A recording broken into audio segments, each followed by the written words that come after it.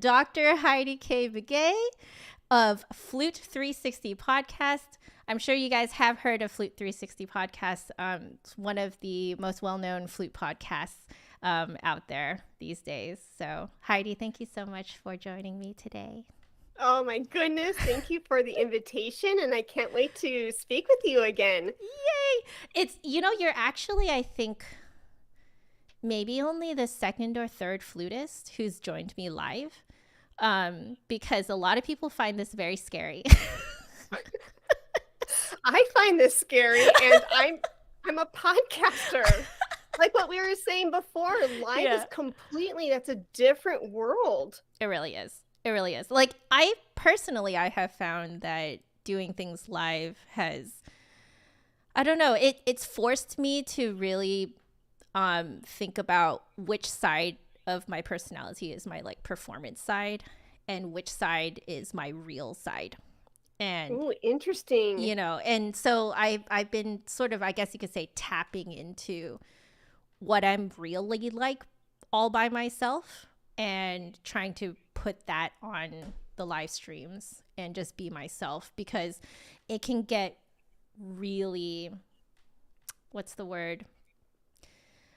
You can get very burned out if you're constantly performing, in a stream live, knowing that you're live. Whereas if you just know that you're just yourself anyway, you don't have to apologize for anything.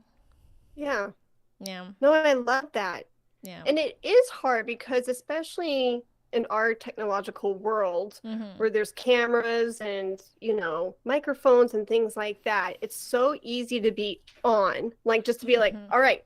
And then you kind of switch into this, not other personality, but into this like other role. I mean, you're still yourself, but you're right. You can almost feel like, oh, going into performance mode. Yeah. It's so different than just like, all right, I'm chilling with my friend Joanna. I'm hanging out. Let's have fun. Exactly. Like I wanted this to be kind of like, like we're just on a coffee date and people are here. Perfect. You got your coffee too. Yes. I sent you an email right before this. I was like, wait a second. I should let you know that this is really relaxed and you can just have a coffee and something, Oh, girl, I wish it was coffee because I'm such a coffee addict, but it's 4:00 and I'm also in my late 30s. And right. So if I have coffee past 2:00, I will have the worst insomnia. So I was already one step ahead of you just because how I work. I literally have either coffee or tea on my desk at any given moment.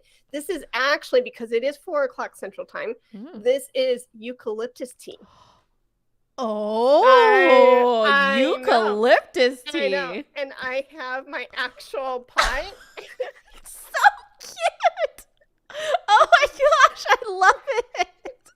Eucalyptus tea is so refreshing. It's almost minty. Yeah, I would imagine so. I've never had eucalyptus tea. Huh. Yeah, try it. I love it. I actually do it. Like I actually buy the leaves that are dried. Yeah. Oh. Yeah. And you steep that. Yeah, exactly. Oh, that sounds really good. Oh my goodness. I love it. Okay. We should probably say hi to the chat first. And then I was going to grab a link for you guys in the chat to post your questions. Otherwise, Heidi and I are just going to talk. Okay. That pretty much is what would happen. Yeah, which is fine too. I'm totally fine with that happening too. But like if you guys want to ask any specific questions, this is the post to go to, if I can find it. Okay, let me see. There we go. Copy post link, and then we're going to pop it in the chat, and I'll pin it. So I'll put here, ask your questions here. All right, super long, what's the word? I am brain farting so very much. I just came back from a weekend trip, and I just feel like I worked way too much yesterday, and I was like, now my brain is like kind of fried. No, I hear you, girl. Literally, I kid you not. these past 6 or 7 days Yeah. have been a glorious whirlwind. It was great. I love my work. I love offering myself in different ways and wearing these different hats. And I was super proud of myself because today I had 3 podcast talks. Wait, 3. 3? Wait, I how? kid you not. And so because I knew Tuesday was going to be a call at 1 o'clock, a call at 3 o'clock, and then you at 4 o'clock. Yeah. Monday night, I was so proud of myself. I turned everything off around 7 or 8, and I said, I'm going to give myself space to let my brain like debunk. So that way I can sleep in Tuesday morning so I can be my best self on Tuesday for the 3 talks. Because as you know, as a content creator, oy vey, I mean, like, as much as we are our authentic selves in conversation, you still have to be kind of on in the sense of keeping the conversation going, being in discussion, and it takes a lot from you in a very good way. This is a positive thing. I'm not complaining. It's just it takes a lot of energy to be in 3 deep conversations. So I was super proud of myself. I was like so unlike Heidi, and I was like, Monday night I'm shutting off. I'm sleeping in Tuesday to give myself that space. You know, okay, I have 2 things to ask. One is, so I guess I'm the one starting with questions here. but like the first thing is, especially because like, especially us as content creators, when we do this kind of stuff, and then you do have to tell yourself, no, I only know I have so much energy and I need to like settle down, unwind, and, you know, do things like let yourself, you know, sleep in and stuff like that. I personally always get a twinge of guilt. There's always a bit in there that's like, but you could be making more content, you know? You know what I mean? All the time, right? Yeah. So yeah, it's one of those things where I'm wondering, how do you feel? Like, how do you feel? Because I've had to train myself to, you know, to let myself turn off. Otherwise, it's not happening, you know? Yeah. So, like, how about for you? That's a great question. And it is hard for me to say no because I am in some regard, a people pleaser. And I love my work. Like what we were saying before we hit live through YouTube. I really do love my work. I love working. I love being a teacher. I love content creation. And so saying no to the things that I am passionate about is really challenging. Yeah. But when I feel burnt out, and I know I'm burnt out when I'm not sleeping well, my mind is racing a mile a minute because I have all of these content creation ideas. When I'm snapping at the people whom I love, like my husband, and I'm really cranky, when I'm not taking care of myself well, it comes out, and I'm like, I don't like this person. I need to take a step back, else I'm going to get burnt out. And that's not good for anybody, right? No, I'm not serving anyone from a space of being burnt out. I know then I have to take a step back and say, that's why I was proud of myself last night to say, exactly, I need this, because I knew I had worked really well. I mean, the 7 days leading up to Monday, a whole week, I was very diligent with my work. I put out some great things that I'm super proud of. Then it's like, okay, I am going to pat myself on the back and say, well done, Heidi. Guess what? You're not a robot. You need a break. And, you know, and I know, besides the, oh, I'm not myself, I'm not acting like myself. Another indication that I'm burnt out is if I look at another hashtag, I am going to die. So that's a clue. That's a clue that I've done too much content creation in the week. Yeah. Oh, no, I feel you. Oh my goodness. It's really funny hearing another person complain about, you know, about that. Like, I actually can't, like, I think to prevent my own burnout, I think my regulars will know about this about me concerning this issue, but like I actually can't be on social media too much. Like I can't do it. I think that my personality is not really, like, I guess, conducive to being on social media. Ironically, I love content creation, so it's one of those things where I think when people first find my stuff, they expect that I'm going to be like every other content creator and just like be living on social media. But my regulars know that I am pretty MIA. Like, aside from announcing when I'm live or announcing when I've released a new video, they know I'm I'm MIA. And the weirdest thing that's come out of this is actually some of them have actually told me that they like that, because it gives them permission to not constantly be on social media. And I'm just like, oh, that's interesting. Because it was one of those things where at first I did try to put myself on social media a lot, but it just my brain can't handle it. Like, I get depressed very easily, you know? And so I was like, no, I know that this is not good for my own personal mental health. It's not that social media is inherently a bad thing or anything. It's just that it's the way that it's set up, as you well know. The way that it's set up, like, it's just very not good for my brain. So, like, it has been kind of nice to see people respond and say, like, hey, actually, seeing that even you as a content creator, you're not on social media all the time. They're like, oh, like, maybe I don't have to be too. And I'm like, yeah, you don't actually have to care what people think about you, like it's actually insanely liberating to not have to. Yeah, as Majin Wankichi is saying in the chat, the lurkers and the hibernators, that's what we call them in my community. So the term lurker is like very well known in sort of the streaming community. It's when you're in, so there's a lot of lurkers on here, I'm pretty darn sure. It's when you watch something live but you don't say anything in the chat. So you're just kind of lurking. Yeah. And we came up with the term hibernators because I am the type of person where if there's a lot going on in my life, I have to hide and deal with it. And that's kind of what happened the last year and a half-ish with my husband's skin condition.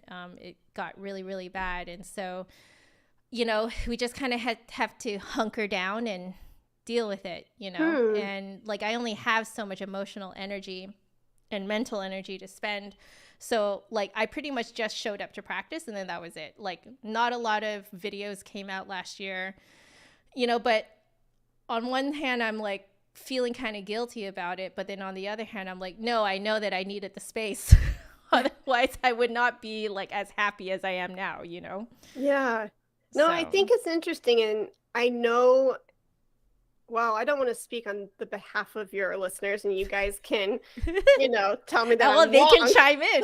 You can chime in and say, hey, you're so wrong. But thank you, from my perspective and watching you and you being so honest and open, I know that they appreciate that. Just the fact that you are a human being and you are mentioning that and being vulnerable. And, it's interesting too, from the perspective of being a content creator and juggling the things and all these struggles that we're mentioning now, you can really look back and it's interesting to see how the content comes, the output of content is displayed through the different seasons that you're in. So if you look at that gap, when you look back a year from now and you see that gap, it could be a good reminder in 2024, like, oh yeah, that was the season in 22 where Joanna needed some space because my husband and I were going through something with his health, and it's just a good reminder. Or even just kind of going down memory lane, like, because, during a time of my audition career, when I was deciding, do I do academia or do I do this musicpreneur thing?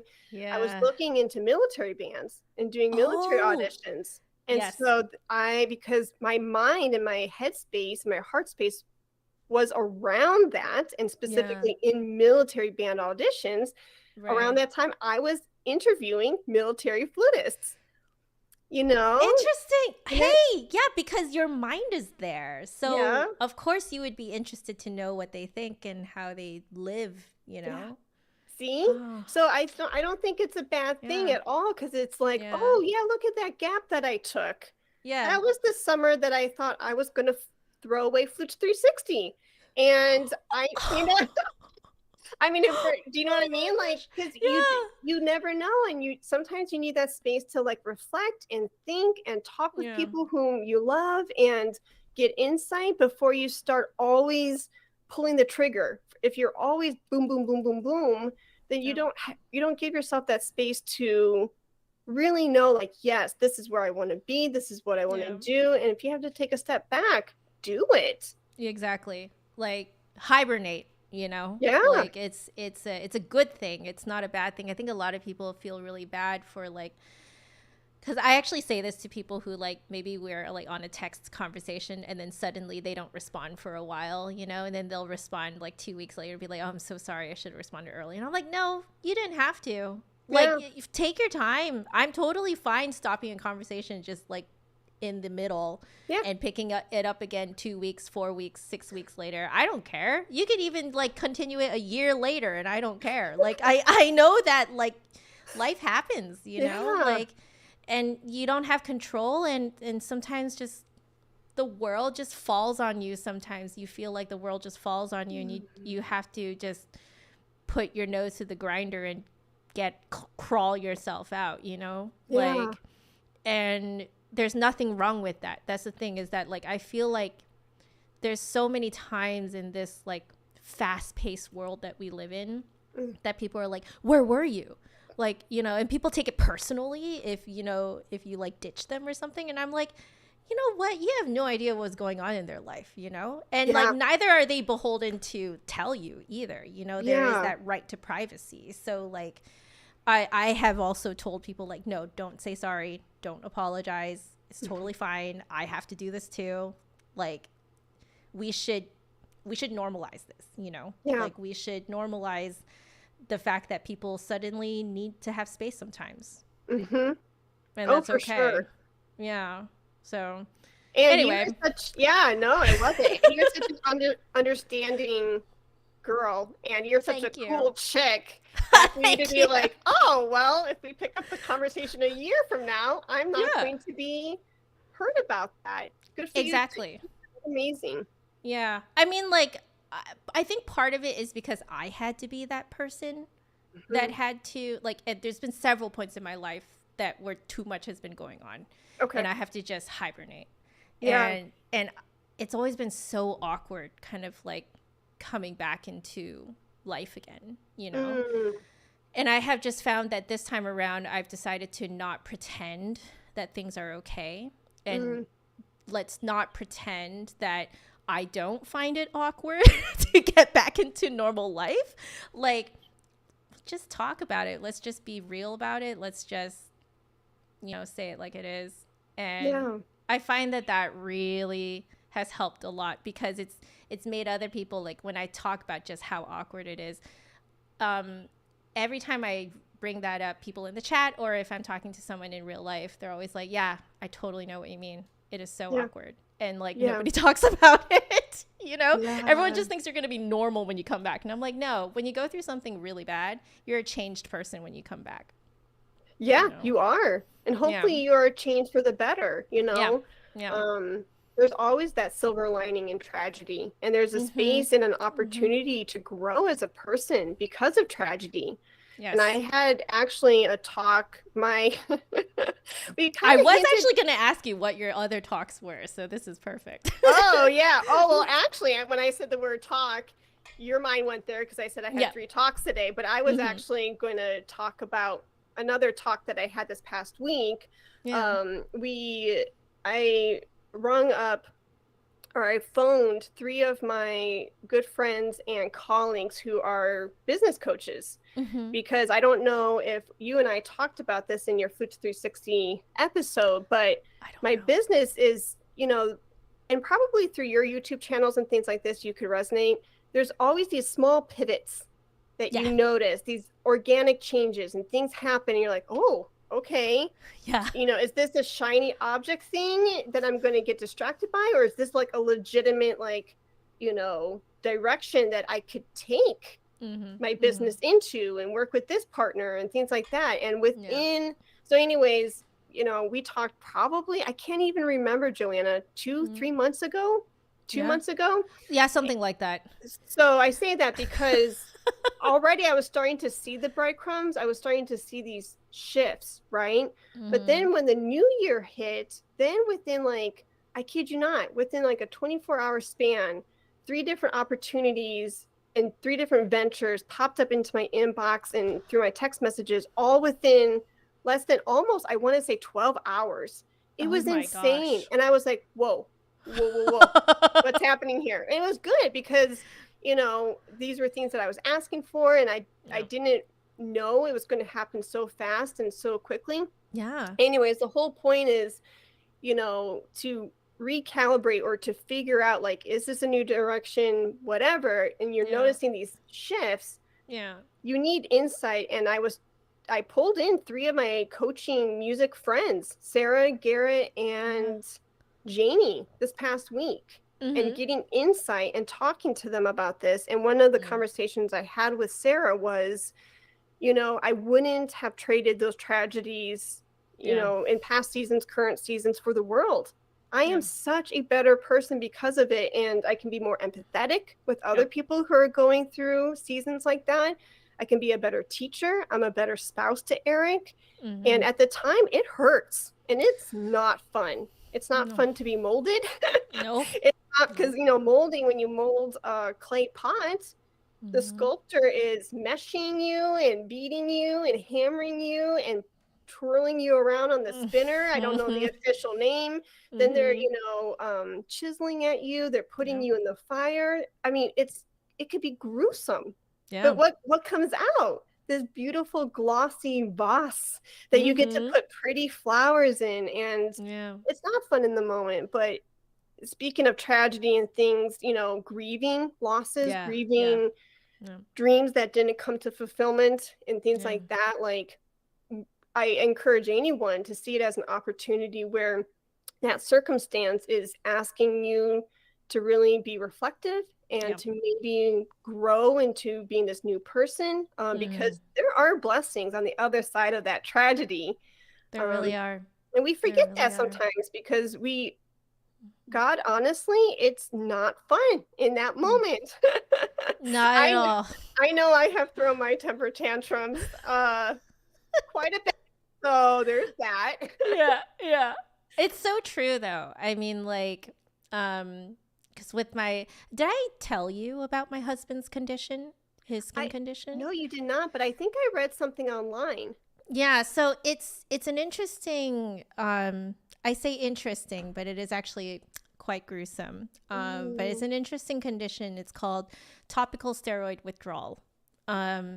And he has had pretty bad eczema since he was a child, like pretty much a baby. And so, because what was that? That would have been in the late 80s.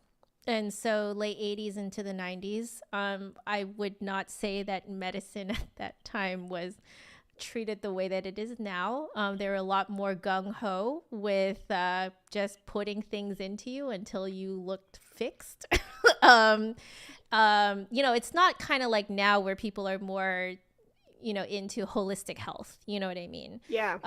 It very much is sort of like a Band-Aid kind of like culture, Yeah. So they just kept putting like higher and higher doses and strengths of topical steroids on him. And he just had very bad skin for his whole life. And then he has been on pretty much any and all diets that you can think of.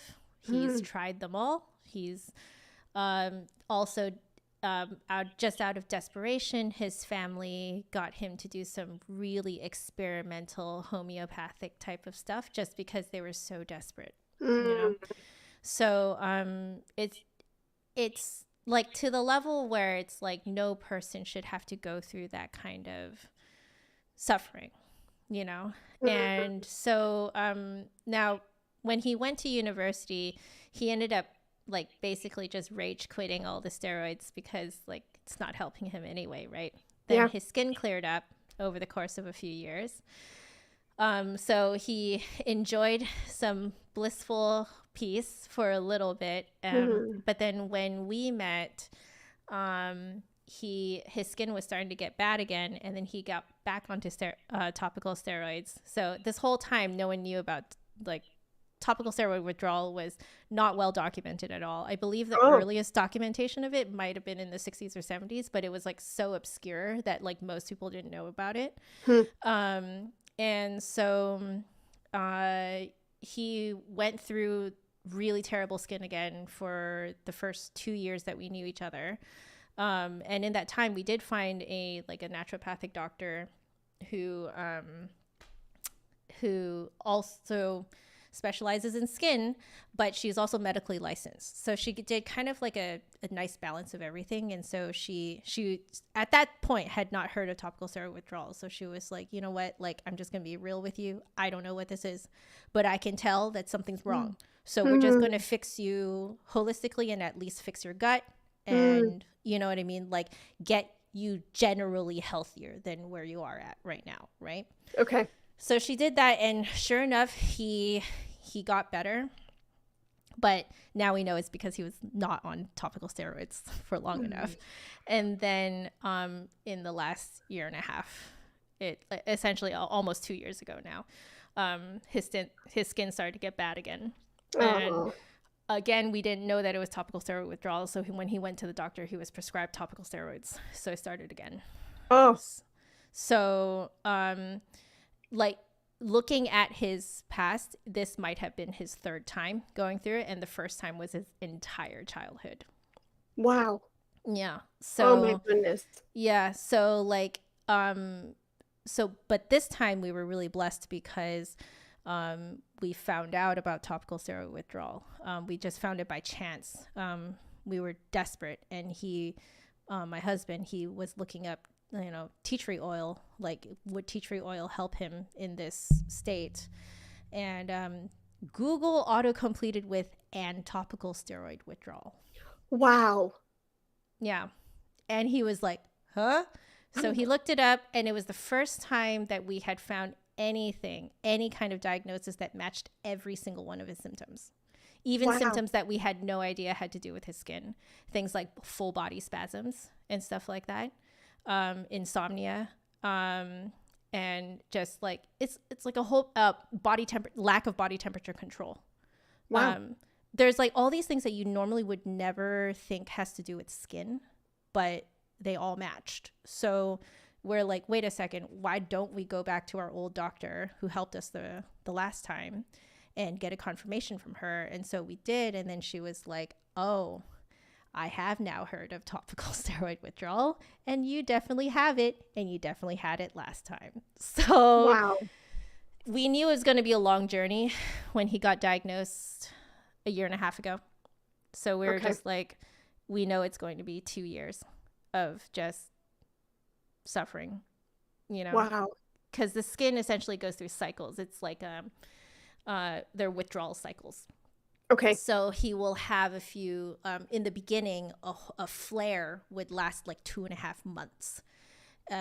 His skin just all over, just like weeping, red, cracked.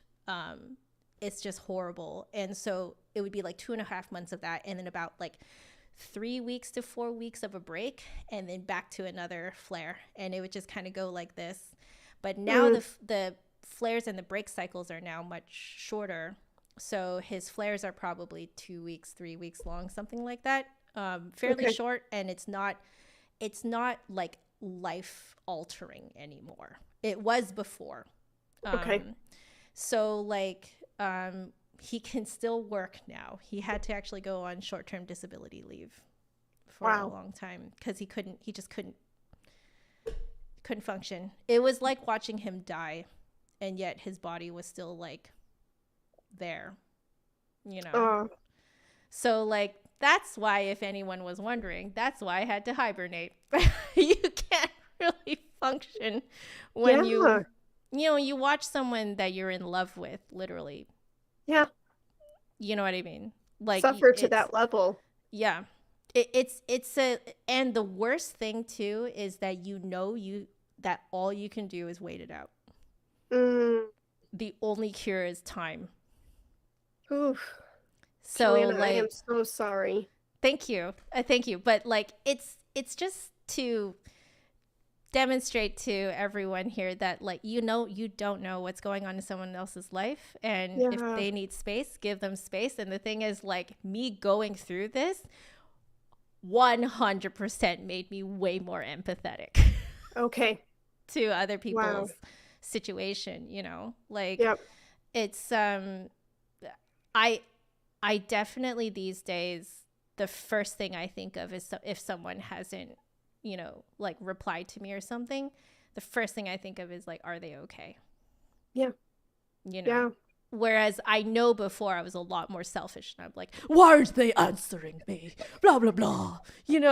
Like, but like now I'm like, are they okay? Like, Yeah. you know? Yeah. Um, And sometimes I also know that people just need space. So if you ask them if they're okay and they don't answer, sometimes you have to just leave it Yeah. and let them come back when they have the time and energy. What's So, your husband's name? I'm sorry. John. John. I will be Yeah. praying for him. Thank you so much. We really Yeah. appreciate it. Yeah. It's been a long journey, but we're in a much better place now. Yeah. um, we can enjoy our time together now. Like over Christmas, it was really nice because we got to like cook a lot together, and he loves baking and cooking. So, Oh, that's good. like to see him be able to do the things that he loves, like it was just Mm. dream come true. That was my Christmas present. I was like, Oh. that's what I wanted, was for us to just be able to relax, Yeah. without fear.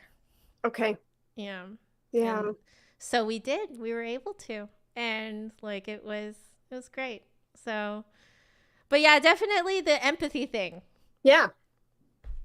Bring it back full circle. Yeah. The empathy thing. You You don't, know? yeah. And, unfortunately, and good, again, kudos to you. And I'm not just saying this, like, hats off to you to really normalize this, especially in a Thank very you. public space, I you want know? I want it to be like, I'm sick of hiding. Yeah. Like, I'm just sick of it. Like, Yeah. I'm Yeah. s- I'm sick of putting on a show. I'm sick of saying of or like acting like I'm okay when I'm not. Yeah. You know, Yeah. like I'm sick of it. Yeah. It's just, I can't keep it up anymore. So Yeah. like you either drop out of content creation or you go in this direction, which Yeah. is take it or leave it. Yeah. I mean, even and I keep bringing this up only because this was like 7 intense days of work. Like this past week has been insane. Yeah. And at some point, I don't even know if it was Sunday or yesterday. Time is just weird. But I remember like somebody was still like, they were, like all these, again, like I love it. Don't get me wrong. But so many knocks on the door, in the sense of like pulling me in this direction, that direction. And I remember saying to someone, or even Eric, I don't even know. And I was like, I just need to eat.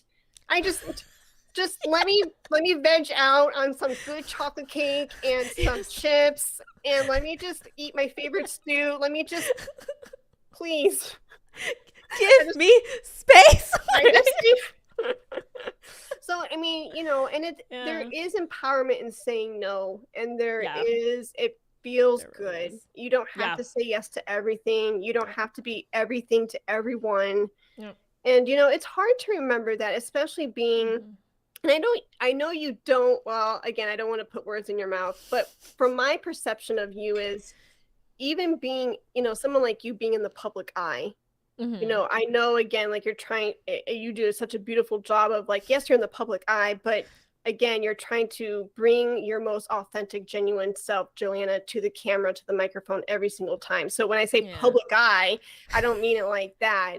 Yeah. But especially someone who is in the public eye, it could easily turn into put on that face, put Yeah. on, you know, that personality. And Yeah. the fact that you're so honest, I know that's why your listeners love you so much, is because you're a human being. That's what I want to be. I mean, like Yeah. I think for a while I was kind of, I think it just now the flutist kind of started with like, I want to just be myself, but I didn't really know myself then. That's the thing. So I kind of like, Okay. you know, like I kind of fell into the whole like internet persona type of thing, like larger than life, cracks jokes all the time, Yeah. etc. You know what I mean? Like I kind of fell into that persona, but the moment that made me rethink it was actually it was when I first met John. I don't think he had asked me to be his girlfriend yet, but I felt guilty for not sharing my content with him. I was like, well, I want this guy to get to know me. I really like him. I want him to get to know me, so I'll share my videos with him. So I like, you know, I released a video and I emailed it to him because I am that person who is like old and emails them. But anyway, I emailed him the link and then he responded, and like I was up visiting my parents while he was still down here working. So so he emailed me back and he was like, you know, I really appreciate that you want to share this part of your life with me, but I really want to get to know you before your internet persona. Wow. Like I want to get to know the real you. He's like, this is written in an email. Like this is essentially black and white, you know? Yeah. And I was so moved because I had never felt so seen in my life, you know? So I felt so moved. I just went downstairs. I still had the email open on my phone. Went downstairs to my mom, shoved the phone in her face so she could read it. I laid down and just cried and bawled my eyes out in her lap because I was like, I have never felt so seen. Wow. Like he understands that when you're a content creator that you have to have a persona. Okay. But he was like, I want to have a relationship with the real you. You know? And to know that the real me was that valued by him, that made me rethink. Oh, the whole thing, the whole setup. Yeah, that was the start of it.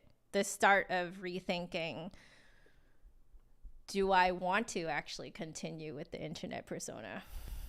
Wow, Joanna, I have never had this discussion with anyone else because a lot of the flutists that I get to interview, as you know, aren't content creators like us. No. So you and I have a very unique perspective because this world is a little different within the music community. I think it's picking up steam. Yeah.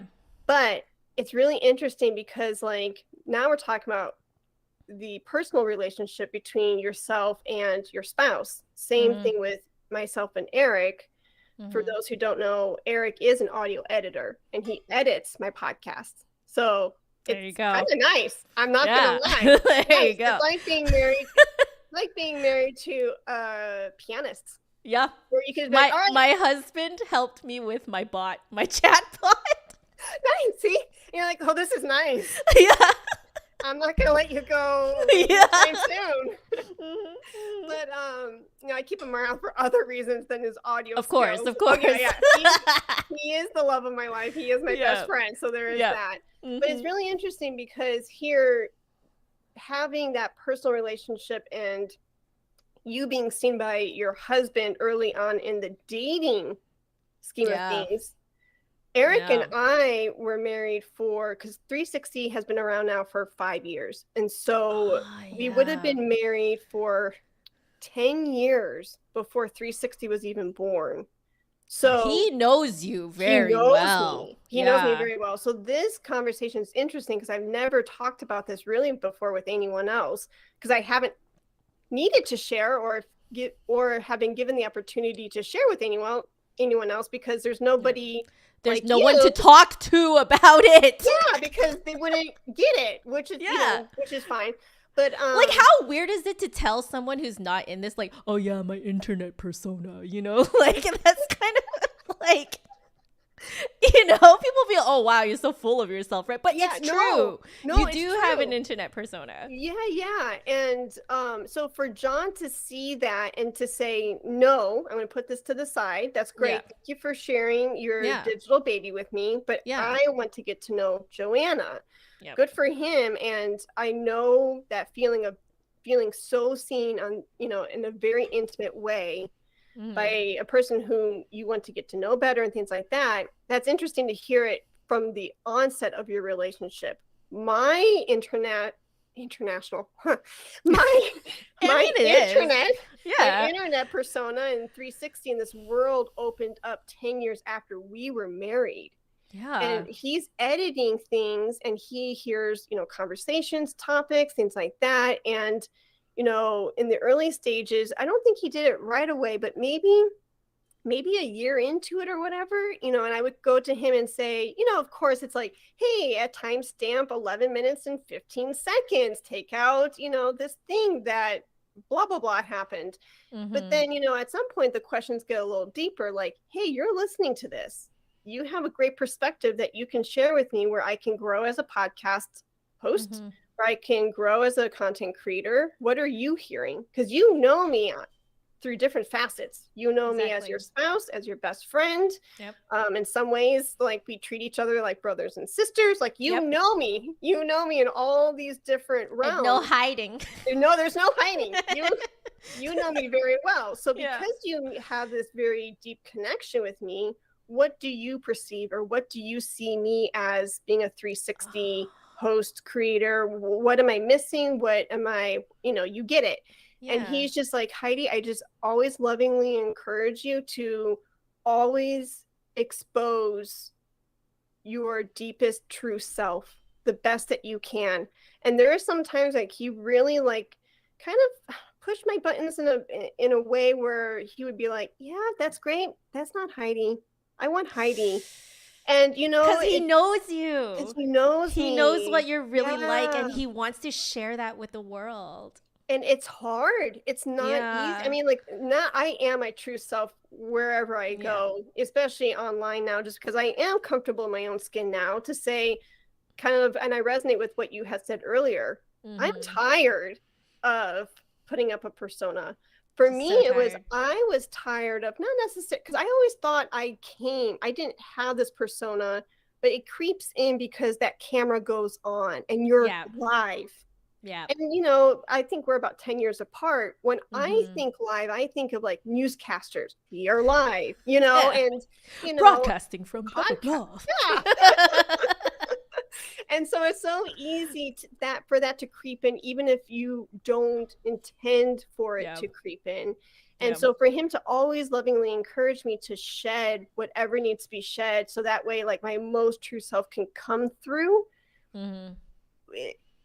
It wasn't hard, but it kind of was challenging in a little bit at some times. But at some point, I got fed up with not the persona thing per se, or putting on a good face, or, you know, putting on a good show. But I got tired of giving answers or asking questions that I thought people wanted to hear from me. I got tired of answering the way I thought they deemed to be a good answer. I'm like, you know what? Yes, it's a true answer, you know, but it's not really my answer. And why am I manipulating my answer to please them? You know, and again, it's this like persona of like the realness or how you think you should be on screen. You know, and it's like, if I'm going to do this, like, we're going to do this right. And we're going to do it where I can have fun and I can be Heidi to the fullest, you know, possibility. So that way I can not to sound cheesy, but seriously, like, lay my head down at night and be like, yeah, I had fun. I made a bunch of mistakes, but I answered to the, you know, truthfully and genuinely and authentically of who I am. And that's all I can ever do and ask of myself. It's so true. So, It's yeah. like I echo that because I always ask myself, like, knowing how I've been online, like live streaming or whatever, it's like, am I happy with what I put out in that is it really me? And thus, can I sleep at night? Hmm. Yeah. You know, like, because there have been times where maybe I put some subpar content out and I just like am very uneasy. You Yeah. know, it's just kind of like, that's not really me. Like, what am I doing? You Yeah. know, like, so I mean, I mean, for both of us, it's taken a long time, you know, like, but I think at the bottom of it, it's the same issue, which is that, like, internet persona is fine, but in the end, I feel that it is very prone to burning out. Oh, for sure. You know, like, it's fine for a while, but there Hmm. comes a point where you have to be like, do I stop? Mm. Yeah. Because Yeah. every internet persona has to have an ending, I think. Mm. I don't think it can keep going forever. Because Okay. just mentally speaking, I think it's impossible. You Mm. know? Like, so you'll see this a lot in all sorts of content that are based on personalities, especially on YouTube. Hmm. So what I have been loving is watching people come back to YouTube after a Huh. very long break as truly themselves and not Wow. their old internet persona. Wow. So there are two examples that I can think of right off the top of my head. I'm not even sure if even my own chat will know these people that well, but one of them is used to be a channel called Dan Is Not on Fire. He now just goes by Daniel Howell, his Hmm. real name, you Hmm. know. And he had a whole coming out video as well, and but he just became unapologetically himself when he came back, and I loved it. I was like, I like this version more. Like, I like the real version more than Mm. it, but I really loved his videos when, Mm. you know, I used to watch them while I was in university. Yeah. um when I should have been practicing, but that's a story for another time. There's another person who just came back, was known as Charlie Is So Cool, like, Mm. did a lot of like sciencey videos and stuff like that back in the day, but definitely had a persona, almost like a persona that was almost sort of ish based on like Doctor Who. Okay. And she just came back, Mm. literally just came back to YouTube, but has been on Twitch for a while streaming games. Um, Came out as a transgender woman. Mm. And I immediately clicked on her video. As soon as I saw her video, I was like, oh my gosh, I used to watch this person. She was just unapologetically herself, even said so in the video, was like, you know, now that I'm back, I just want to be me. And I'm like, good for you. Yes, that's how it's supposed to be. And like, I like the version of people, like, as a consumer myself, I like the version of people when they are truly themselves, even if it means that they ended their internet persona, took a very long break, and came back. Mm. It's the version of themselves when they come back. I always like it more. Okay. And Every how time. has, you know, and since we're speaking of being authentic and genuine and all of this, now I'm curious. I think to a certain degree, it has probably transformed, but I would love to hear it from the horse's mouth. How has it impacted your flute playing? Like crazy. Yes. It's a Yes. lot better, is what I can say. Yes. Because I was holding a lot of tension before. Yep. I mean, Yep. like, of course I was holding a lot of tension before, right? Yep. Because if you're constantly, you know, putting up this persona, right? Like, come on, your body's going to reflect that, you know? Mm-hmm. And And that's why, Joanna, like, you know, I get on this bandwagon and soapbox of more people. Like, I encourage people to create their own digital platform. I don't care if it's a YouTube channel, a podcast, a blog, or whatever. I don't care. What ends up happening is that medium is going to lovingly encourage you and lovingly force you, if I may use that word, and I'm using it, take it with a grain of salt, to find that authentic self to the umpteenth degree. Because you're watching yourself back, you're hearing yourself speak, you are saying, okay, I'm going to shed that skin of this, internet persona. And who am I really? What's my identity? Where does it fall? Who am I? How do I want to present myself to the world? And how can I do that in the most authentic way? And what ends up happening is then when you go to your practice room, you are no longer trying to sound like the orchestral flutist in such and such symphony. You're not trying to emulate that solo performer who has a world-class tour. All really good. We all, to each their own, and we are all going to have our own unique path. But how are you going to come to the instrument, and when that instrument comes to you, and you really then share the music, and you are that storyteller through the composition to your listener, you are the first instrument. And if you can be comfortable in your own skin and say, this is who I am in the most authentic, vulnerable way possible, what you do through the flute, it's just amplified. That's the second instrument.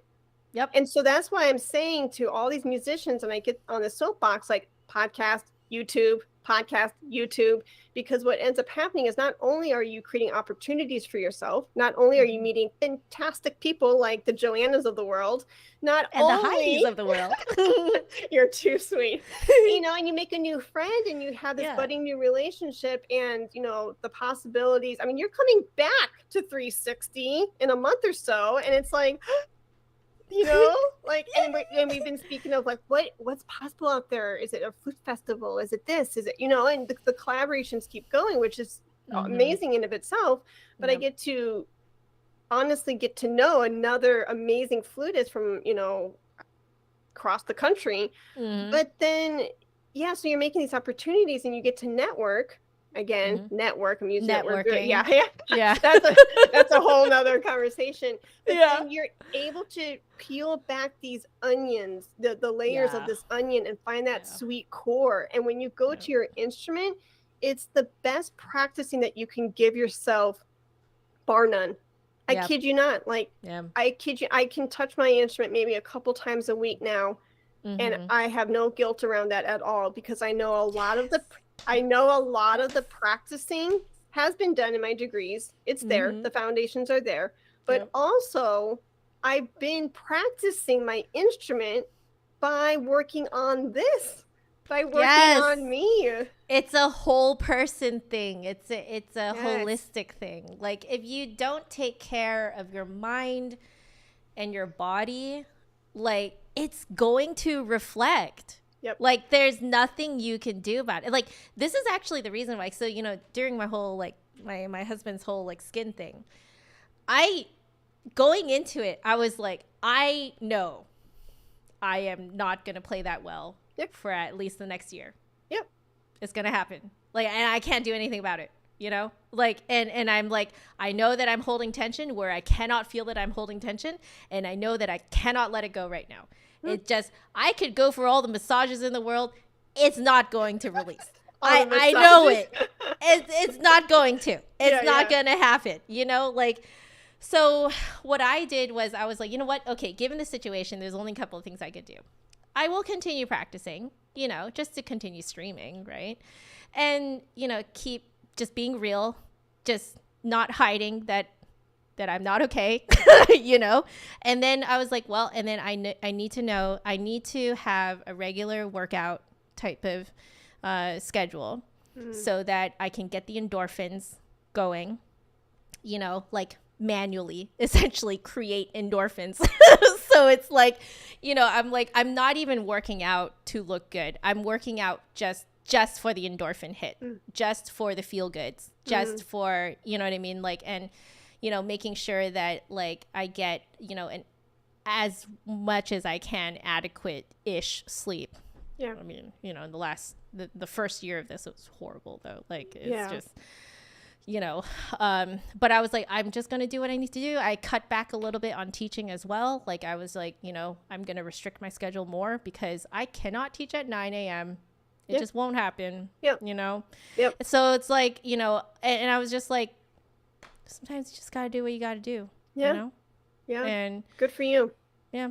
So like, it's just one of those things where like, I just want to impart to people that like taking care of your body and your mind is like actually more important than practicing. Yes, you should practice, but you need to take care of yourself because you ain't, nothing's happening in those practice sessions if you're not taking care of yourself. Yeah. You know? And I love what Magic Monkey said. Chi. Yes. Flute voice, 90% mental work, 5% physical work, and 5% luck. Luck. Yeah, it is. It is. It really is. Like, it's very true, you know? Like a little bit of fairy dust. Exactly. All right. I can see we've already been talking for an hour because we're good like that. But we do have some questions. So why don't we answer some questions now? Sounds good. Okay, I decided, because I think the last time I did this, I did not like the fact that I could never see what the question was. So I'm going to type the question for us here. Or that is, I'm going to copy and paste. Okay. Let's see. There's not that many here, so I'm just going to do this. Sorry, guys, this is going to be a little bit janky while I, like, resize this. But I figured this would be good for, you know, just so anyone tuning in would be able to see what question we're answering. So first question, we're just going to start from the top, is what are your tips and tricks for finding the correct embouchure for good tone? Ooh. I mean, we kind of just talked about it, but. Did you copy and paste in the YouTube or you're copying and pasting? Right. So there's a post. Where I ask people to ask. Oh, I see it. What are your tips and tricks for finding the correct embouchure for good tone? Wow. So I'm copying and pasting it onto the actual stream itself. That's amazing. Joanna has opened up a whole nother world for me. It's fun. I love doing this. Yeah. No, you're giving me so many ideas. This can... Yeah. Well, time for you to watch way too many tutorials on OBS, the open broadcast software. That's what all the streamers use. That's what I'm using right now. Okay. Yeah, it's fun. I really enjoy it. You know, and if you stream, then like, you know, we could do more things together. Okay. Yeah, for sure. No, I love this. Okay, going back to the question, total like ADHD moment where I'm like, oh my God. No, it's fine. What are the possibilities here? Yeah. All good.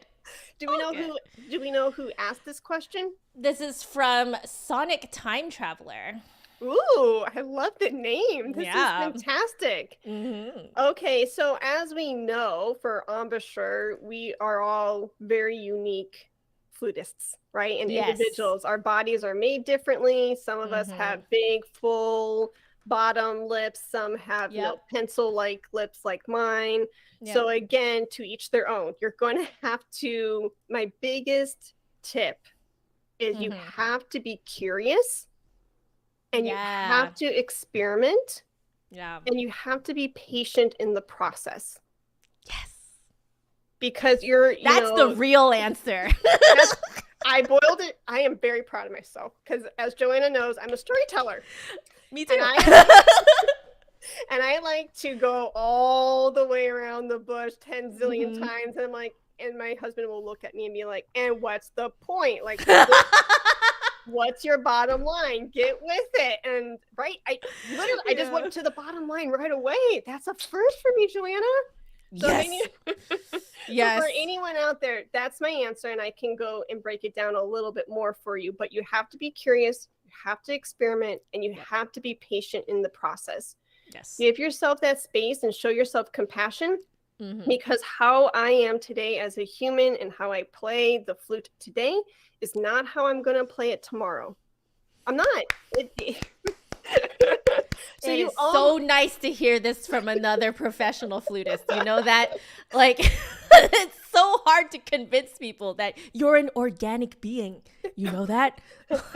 You are not robots. And even robots will fail. Yeah. Yeah. They have to go to their inventor and say, put a new bolt in me and screw this in. And exactly. Software update, like. Those software updates, man. Sometimes they happen so often. I'm like, oh, what has changed? The best too is if you're like about to work on something, right? And then you pull up the program, and like, of course, that's when it needs like half an hour to update. It's so stupid. You're like, thank you, Zoom. Yeah. Get on now. Like, it's good. Like, okay, security updates are good and blah, blah, blah, right? But it's like, Yeah. Okay. But anyway. Yeah, so like, just to think about and to call up, that image that we all know so well and dear. The black and white image where there's like 40 images of embouchures, right? Oh, yes, that one. Yes. Yeah, the old school one, right? We're going back. And you get to see, like, some people are playing off to the right. Some are playing off to the side. Some have a teardrop. Some have symmetry. Some are asymmetrical. Some, and so, again, you have to be kind and you have to show yourself that compassion as you're figuring out what's the best setup for you. Yes. And I like to sometimes, and I think in one of your Facebook posts, and you said, you can ask us anything. I think there was a listener who actually did post a question a couple days ago, and they said, I saw that one. And they talked about articulation, and I was already getting my head around that and thinking of kind of, this off-cuff answer. And the same can go true with articulation and embouchure. It's like I almost kind of want to get messy and do something that doesn't seem like it would fit right away. And what I mean by that is, like, with the embouchure, here we are, like, okay, corners down, nice pillow bottom lip. I'm going to have this really nice, like, aperture, right? And we do all the things, right? What if you just took that away? What if you're just like, all right now, I'm just going to ha. I'm no embouchure. None. No embouchure. No pooing, no forward lips, no, like, actual structure. Just ha. Take, same thing with articulation. Like, where's the best placement for the tongue? What if you just, for articulation? Good. Yes, we have to articulate, else our words through the flute are going to be very muddied. Yeah. Right? And it's going to be incoherent. Yep. But what if you, like, instead of, like, not that these people are, because I'm using this because I know I can be, instead of obsessing about tonguing, instead of obsessing about embouchure, take it away. So take the tongue away to help your articulation. And I know that sounds a little backwards, but that's what helps me. So instead of, like, obsessing where the tongue goes, yes, think about what's happening. Like, what part of the tongue am I using? Yes. So what part in the mouth am I striking and using the tongue? And what syllable am I using? Do, to, goo, think about these things. Yes. But and see how it sounds. And see how it sounds. Yeah, experiment. But if you're getting too obsessed about what is the right way, how should I do this, take it out of the equation and just ha. Like, I like to make some, like, funky noises on the flute before I make a pretty sound. And the whole point is what I'm trying to get to is not the tongue, not the embouchure. These things are tools. Yes. The thing that I'm concerned about the most is the air. Yes. It's the air. And if you can make sure that the air is there, it's spinning, it has direction, you have it, you feel good, it wakes you up, right? If the air is moving, then that's going to help the tongue, right? If the air is there, the embouchure, all its job is to help direct the air in a cohesive way for it to have a focused sound. So for me, it's like sometimes I have to take 10 steps back and be like, all right, I'm not going to obsess about the tongue. I'm not going to obsess about the formation. I'm going to use my ears. I'm going to take the cotton balls out of my ears and really listen and just focus on the air. And then these, you So know, good. because like tomorrow, like I play a little bit off to the right. Mm-hmm. I play off a little to the right, and a part of my like aperture kind of, because I do have an ever so slightly teardrop, but you Okay. can only see it if I'm actually, when I say poo and you get really close, it's not a noticeable external teardrop, it's an internal teardrop where it's very tiny, and it does kind of split my air ever so slightly. Okay. But the Okay. dominant side is the right side. Got it. So because this was revealed to me during my doctoral studies, let that sit in for a second. Right? I thought I was bad for going through an option change at the beginning of my master's. Yeah, no, and that just shows you that, like, and truly, like, my embouchure had shifted between undergrad, master's, and doctorate. It's going to continue to shift. Yeah, And so just being aware of how my lips are shaped now, I was like, oh, okay, like, I'm going to have to think about this a little differently, right? And so I almost, in a weird way, like, I kind of play in the sense of like Elvis Presley, like, hey, mama. Right. So like, I love it. My Elvis Presley impersonation is horrible. No, I mean, I thought that was pretty good. Blue suede shoes. Yeah. Yeah. Where in order to help with that split, in order to like say, okay, my right side is the most dominant side, right? To close off this left side a little bit, so that way I can get the most focused sound I can. I have to experiment, and I have to, again, be patient with the process every day. Right. Where this I kind of almost have to close off the left side by like finagling this part of the top, and you guys can see I'm pointing to my top lip, where it's like I bring it up a little bit in order to help the right side stay a little bit more focused. Like, how long did it take for you to like locate that muscle? Because I know that it took me a long time to locate the correct muscles for me, because I was doing like a smiley. Okay. So I was pulling my lips against my teeth. Okay. And that was restricting the amount of like space that I had inside my already very small mouth, right? So like my teacher was like, we need to get you more space in your mouth. So a great way to do it would be if instead of pulling your lips against your teeth, you pulled them away. Yeah. So the only way to pull them away is to do the like frowny embouchure, essentially. Yeah. So like it took me... Well, it was 2 weeks of basically not even being able to play Mary Had a Little Lamb on my flute. But, like, I think it took me hours a day, like 3 to 4 hours a day. I was just going... Yeah. Like, just trying to feel the muscle. Like, I was just doing it in the mirror and in the car, too. It was really quite terrible. I think someone saw me from the rear view mirror because I was going... while I'm driving. But like it took me days to even locate the correct muscle. Okay. And I was like doing it for like hours a day before that even happened after a few days. Like did it take you a while to locate that one?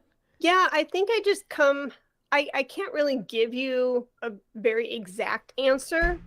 To be fair, and I know what you're looking for, and I'm not gonna be very eloquent with my answer. All I can say is I have to come to that space to find it every day, like to give myself permission where it might shift a little bit, or it might be a little bit more centered than it was a week ago. Do you know what I mean? Yeah, absolutely. So I don't know how.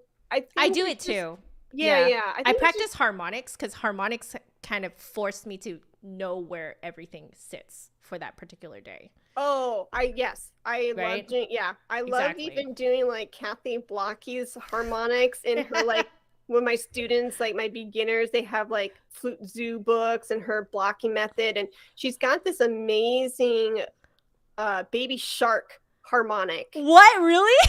Yes.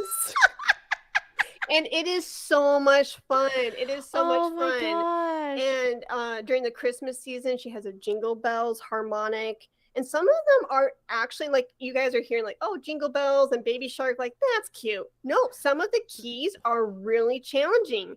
Yeah. So Doing it on harmonics too. yeah, if you can Like, kind of put aside like, oh, that's kiddish because it's a kid song.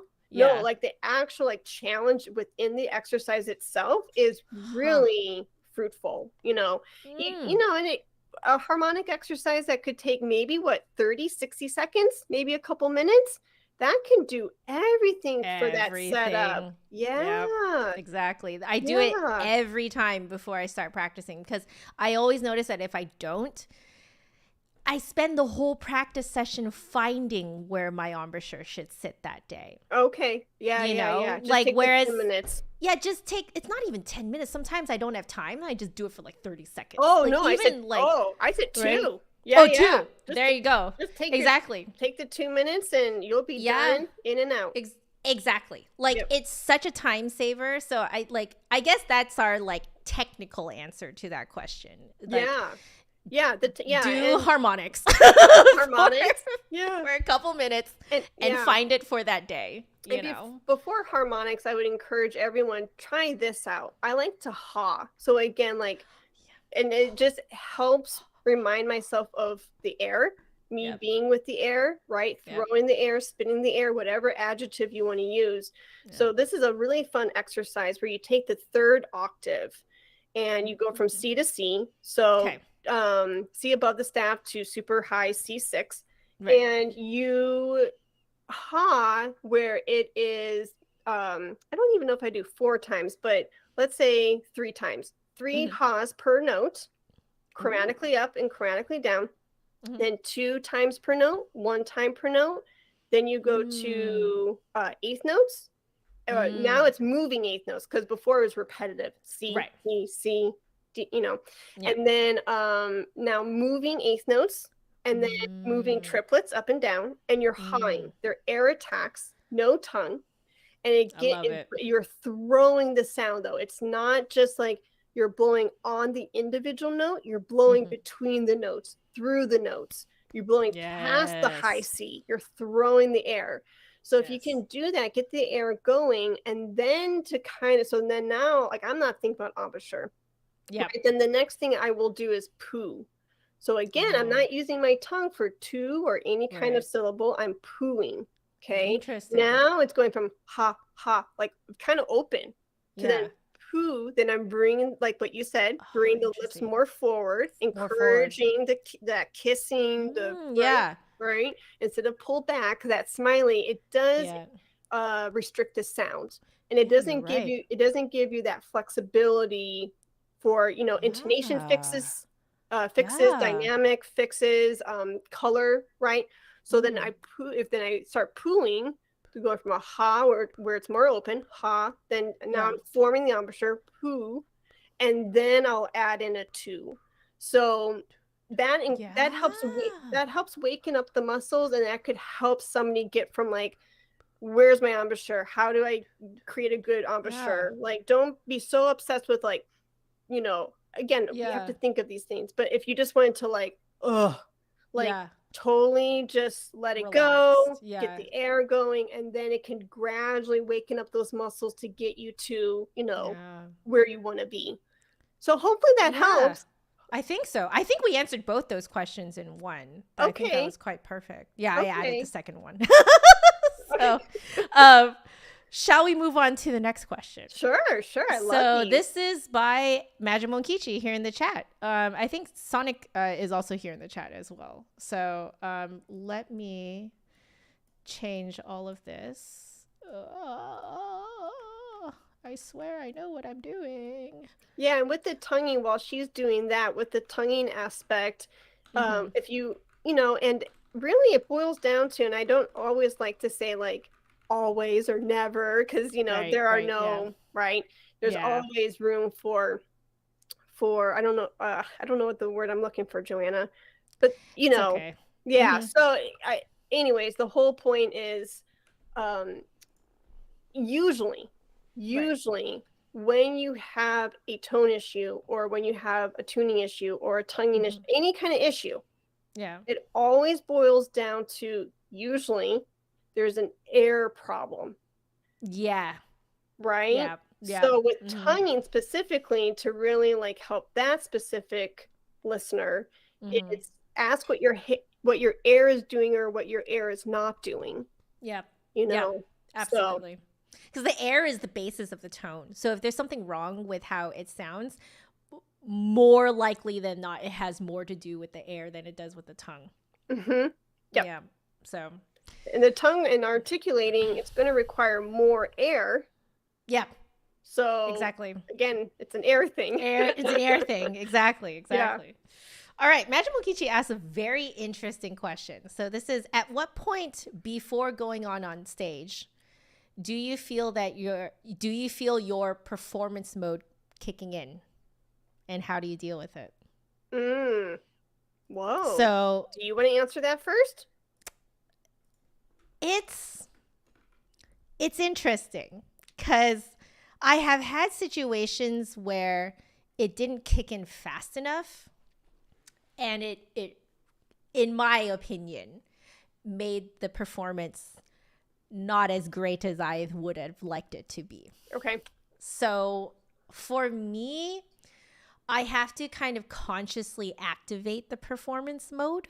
Oh, interesting. If that makes sense. Yeah, yeah. Like I prefer having some time before the performance starts. Like, so this is if it's solo. So if it's solo, I prefer having some time between sound check and the actual performance to just walk out on stage and with the empty hall and just mentally throw my presence out and fill the space, like mentally. Mm-hmm. And I feel like that is my way of kicking on my performance mode, because essentially I'm making the space my own.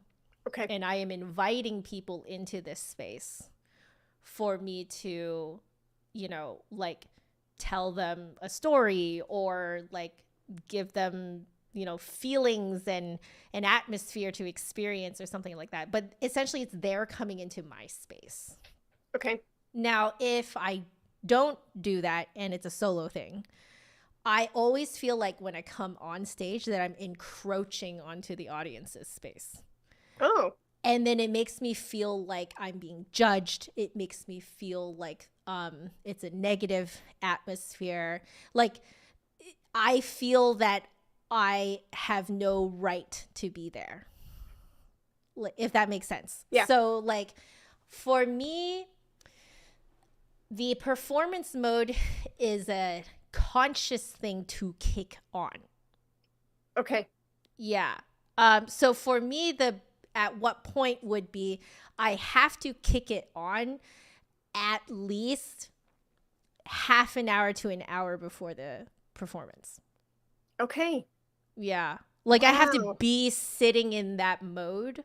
Okay. You know, and then like really owning the space. And then when I come on stage and I see the people in my space, then I feel like, you know, I belong here and I can, you know, express myself and I can invite them on a journey, you know? Ooh. Yeah. That's how I do it. Interesting. How about you? No, you know, and before I answer my question, I loved what you said about like, I'm inviting them into my space. Because then do you feel like you're more in control then? Yep. Yeah. Rather than like imposing and like, yes. Right. That's it. Again, I swear, Joanne, I'm not trying to make it all about podcasting. I swear. But that's what that's your life though. That's your life. But that's why I think it's so paramount that people really take, you know, into consideration grabbing a digital platform or a medium to really express yourself thoroughly, because that's another gem that podcasting taught me. I'm inviting my listeners into my space, because when I do that, then I again feel comfortable. Yep. And that's what has helped transform my performance anxiety. It's decreased it like tenfold. Because now, like before, when I was a performer and before I was a podcasting musician, I would perform thinking, oh, again, I have to please them. I'm under the limelight. I'm putting on a show. I'm performing. Now podcasting has taught me, like, you are sharing, you are Mm-hmm. telling a story. Yep. That's what we do as musicians. Exactly. That's what we do. And for it to be in this role of invitation and I'm sharing with you, you're welcome. It feels more like this, even if you're on this fancy stage where there's actual physical distance between you and the listener, where they're sitting like in the bleachers. It Right. feels like when you approach it that way, it almost feels like a very intimate tea time at a concert in a library where everybody's sitting around you at your feet. Yep. And that feels good to me. Yes. And Agree. Agree. it feels so much better than the other way. And it Yeah. feels more like, because I'm an aunt and my niece is 3 years old. Her name is Rosalind, and I absolutely love her. She is so cute. But it feels like then I'm telling Rosalind a story. Yeah. And there's no Yeah. pressure to make the story sound like anything other than what I hear. You know what I mean? And then I get to reflect, and I get to be a different character, and I get to be the caterpillar or the fox or you know what I mean? And I get to get really high and I get to get really low and I get to experiment. And that's what we do as musicians. Yeah. That's what podcasting is. There are so many layers. That's why I keep saying over and over again, and y'all are going to be so sick of it. This is what I want for people. I want people to tap into this. And because it's so multifaceted of these different lessons that I keep learning, month after month, year after year, I'm like, not that it's like the bees. I mean, it is the bee's knees because it's pretty cool, but it is not the answer to all of our problems, but it literally like answers so many of our problems, and it offers a solution to a whirlwind of different things, like literally performance anxiety, networking, building your own path, finding the right people. It answers that. It answers the artistry questions of like, how do you sound really natural in a recording as a flutist?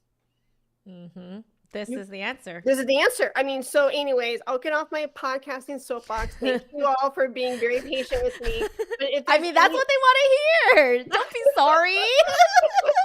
I just want people, I really want the best for people. And it painstaking, like I've had horrible performance anxiety where, I mean, you can ask my undergraduate friends, where I would be shaking so bad where I couldn't even hold my flute. Do you know what I mean? No. And then you fast forward 15 years later and you see how far somebody can come with such an easy tool of a microphone, and you hit publish. So that's what I would want to give to people is some sort of solution. Because if you haven't found your solution to, like, because we're talking about performing, so I'm thinking about performance anxiety. But if you haven't found that solution to your performance anxiety or that trueness to your artistry or to whatever it is, try podcasting for like 30 to 60 days, and it doesn't have to be something that you actually go and start recording in the sense of feeling the need to edit it like crazy, put up on a media hosting site. Just record on your voice memo, or just start doing like what Joanna's doing here. Do some Facebook lives, do some YouTube lives, just get your big toe wet. And then give it time, like do a couple times a week, start noticing the growth and the change, and apply the lessons that platform is teaching you into your practice sessions. Because there's no other like tool that I can offer you other than that. I mean, you just get enthralled in it, and you anyways. All right, you're absolutely right. It's a I mean, not to be cheeky here or funny, it really was a 180 for me. It really was, like, honest to goodness, it was just like night and day transformation. I'm like, I would want anyone to be able to have that as a tool and to better themselves in all of those different arenas. But anyways, so I'm off that soapbox. But what's interesting is I gave this a little bit more thought too. Because I've also have had quite a few students ask me the exact same question, which is how do you sound natural in a recording? Or when you go live, like, why are you so comfortable? I'm like, well, I kind of do this all the time. Yes. Like I've gotten to the point now where my brain no longer reads this situation as a fight or flight mode type of survival thing. Because that's the other thing too, is that when you're performing, people are watching you. And I feel that, not that anyone's done any studies on this or anything, but I personally have felt that it caused, like in the beginning when I was not as experienced, it definitely caused this kind of like animalistic prey instinct of like, they're watching me, I must survive and like protect myself, you know? And just, so what happens is my brain will just throw away anything that is not immediately useful for my survival, which includes everything from what the music was, fingerings. All your preparation. All your preparation is out the window, right? So you can't even think. I think that's why everyone says, oh, how do you get better at performing? It's just you just perform a lot, you know? And I'm just like, I think it's because it trains your brain to be like, this is not a life-threatening situation. Boom. Like, this is fun. This is a luxury. This is, you know, something exciting, gives me a dopamine hit. You know what I mean? Like, but, you know, if you haven't done it enough, your brain doesn't have the opportunity to teach itself that it's a luxurious situation, not a life-threatening situation. Ooh, I love that. That's what I think, because at the very least, I experienced that. Like, I definitely experienced that. Like, I felt like a prey. I felt like I could literally feel my brain throwing every little like musical information out the window. Like it was just all gone. Like at one point I was like, how do I even blow into the flute? Like what's an embouchure? You know? like how do you do it? You know? Like, because my brain just threw it all out the window because it was like not immediate to my survival in the moment. Oh, right? Completely. And when you practice, and you said, you know, literally they will tell you to reduce that performance anxiety, like just perform more. Then that is it. And I want to continue that thought. Perform more away from your flute. Yes. So that you know what you're like. Yes. And that's what YouTubing, podcasting will lovingly showcase to you. If you're not comfortable hearing your own voice, okay, back in the 90s, we had this thing where you had an answering machine, like the actual box. Yes. I did my family's answering machine. And you would record the family greeting, you know, and everyone's voice would go, Bob's not here, Sammy's not here, you know, and you would do your little thing. Right. Okay, or you would call up your brother, you know that he's at home, he's not picking up, all right, and then you leave a voice message. Hey, Eric, if you're there, pick up, blah, blah, blah, right? Then you come home later and you see that red flashing light and you're like, oh, okay. And you go through and you're like, you hear the bill collector, you hear some spam, then you hear your voice. And you're like, oh, and you hit delete. Yeah. No, a million no's. Delete. Don't delete it. If you can really be comfortable in hearing your voice, seeing how you speak, your style of speaking, if you can be okay with seeing yourself on screen, and play that video back, play the audio message back, I'm telling you, then you realize it's not scary. It's not the end of the world. The world is still orbiting on its axis and it's going around, you know, the sun. Because then going back to what you said, Joanna, is you realize that it's not fight or flight. It's literally a space where you're like, oh, you get to observe. Somebody's talking, and that person happens to be me.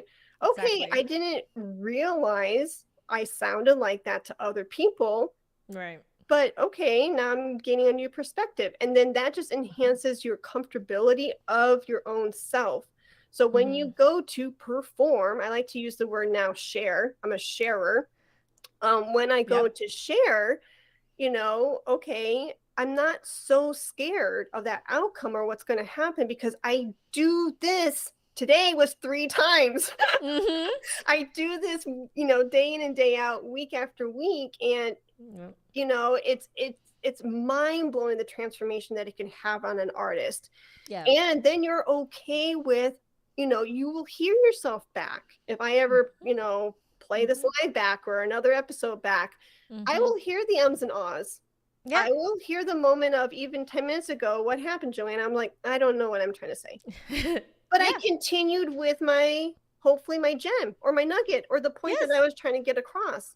And I'm exactly. okay then with taking up that space and going, oh, brain fluff. Huh. Yeah. And But I then, mean, it happens to everyone. So, like, it's but then, nothing to yeah, but be. then when you're on stage then and you miss that note, Yeah. like then you're like, oh, okay. And then you brush it off because every week you are in this space of being okay with whatever happens. Yep. So Yep. we went down a huge rabbit hole there. But I mean, I think that is the real answer, like Yeah. like this is how it Getting really in. is, Yep. And like, because I think a lot of people do want, I'm not saying Magic Mokichi, you want a, a magic pill or anything. Magic Mokichi knows how things go. But like, I think a lot of people do want a magic pill. Yep. To just like be able to perform well and just be able to record well and just like find your own voice on the flute, but it's like, nah, at the end of the day, you have to work on yourself. Like it takes time. It takes more time, but it's a long time of just, constantly developing yourself and being okay with where you are at now while still seeking ways that you can improve, So. Oh, for sure. Yeah. Anyway, very good question though. That was great. Thanks for getting us on that bandwagon of yeah. This is a nice quick question. Let me pop this. This is a very cute one. This is, would you ever stay at a flute store for 24 hours? Whoa. And and try as many flutes as possible. Like, would you do that? Oh my goodness. That's a lot of fluting. Right? I love it. I love the flute. Don't get me wrong. Would you ever stay at a flute store for 24 hours and try as many flutes as possible? Well, it's a cute one. It's a cute one. I love it. So because I'm in Dallas, naturally the store that I'm going to go to within driving distance that's about an hour away from me, hour and a half, depending on the time of day, is Carolyn's store. Carolyn Nussbaum. So that would be the store that I would go to. And not only that, because she's got a lot of flutes and it feels like a kid in a candy store, but I do marketing work for the store as well, which is really cool. And all of the people there are literally legit my friends, and they are amazing flute teachers, amazing flutists. And so if I had a store where I could just be a kid in a candy store and get to pick and try all that stuff, it would have to be there, not just for the actual location and for the business itself, because as great as that is in of itself, the people there are just really extraordinary. And if I needed, like, specifically, my brain went to like flute trials, like, are you trying, what flutes are you trying, blah blah blah. If I wanted honest feedback and help, because the flute trial process is insane, right? Especially if you're searching for a certain outcome, or if you're you have a certain goal in mind, I would want honest feedback and really good ears listening to me, through that process. And so I trust my friends' judgments, because they're also, professional flutists. But and you probably can answer this also, Joanna, because you get flutes sent to you. Yeah, I do. So if I wanted to do that, I could easily do that because of those connections and of that relationship. I technically have any of their flutes at my disposal to try if I wanted to. So it's kind of looks, I mean, again, like where Joanna and I sit with what we do with business, again, I think we're able to give a really unique perspective, because a couple years ago, I wouldn't have been able to be like, oh yeah. I know exactly where I could gain or get my hands on that number of flutes. I know that this is a cute question, but like, let's take it to the next level of like what the possibilities are for, again, like partnerships. And, I mean, I don't want to turn a question into a serious answer, but like, it just gets me to giggle and smile about like thinking about Joanna's world in my world. And I don't think, at least for me, I don't think in a million years I would have thought, oh yeah, I would have partnered with that flute shop or that flute maker Yeah. Or with, we talked about this in our conversation a couple months ago, Mm-hmm. 30 plus companies Yep. where I can have a new Yeah. flute sent to me. Yeah. If It's one of those things where, like, yes, 10 years ago, it was just a dream of mine. Yeah. To do this. Yeah. It was just a dream. And I was just like, ain't nobody gonna be crazy enough to send me flutes all the time. So I'm just gonna take my beginner flutes and make a cute little review in my bathroom because the acoustics were better in there. And just like have fun making it. I didn't know what I was talking about. Should I pull that video down? Probably. But I felt like it's such a cute memento from that time where I would have asked exactly this question. Mm-hmm. And I'm just kind of like, now that I, like, what you're saying is now that we are living that life, basically. Yeah. The truth is, I probably would not do it for 24 hours. No, that's a lot. That's why I started my answer saying that's a lot of fluting. Yeah. Like, that's the truth. The truth is no. Like, when you do get to this point, I can assure you do not want to do it for 24 hours. Would I do it for 4? Yeah. Yes. That sounds like fun. Yeah. I would do it for 4. I would do it for 4 hours, but let me tell you, I will get tired. Yeah. And not just tired physically from playing, I would also just mentally get very exhausted, I think. Mm-hmm. And I would need to step away and find myself again, Oh, yeah. like I, as much as we love flutes, as much as we are living the dream of possibly being able to do what this question is asking, I would not. Yeah. It reminds me of like the National Flute Association. I love NFA. I love it. But after 4 days, I'm like, that was a lot. That was a lot of flute. That was a lot of flutes. Yes. All right. I'm getting the next question out for us. Cool. So this is, I'm just trying to, there we go. I'm trying to get the username too. So there we go. Okay. This is tips for piccolo playing.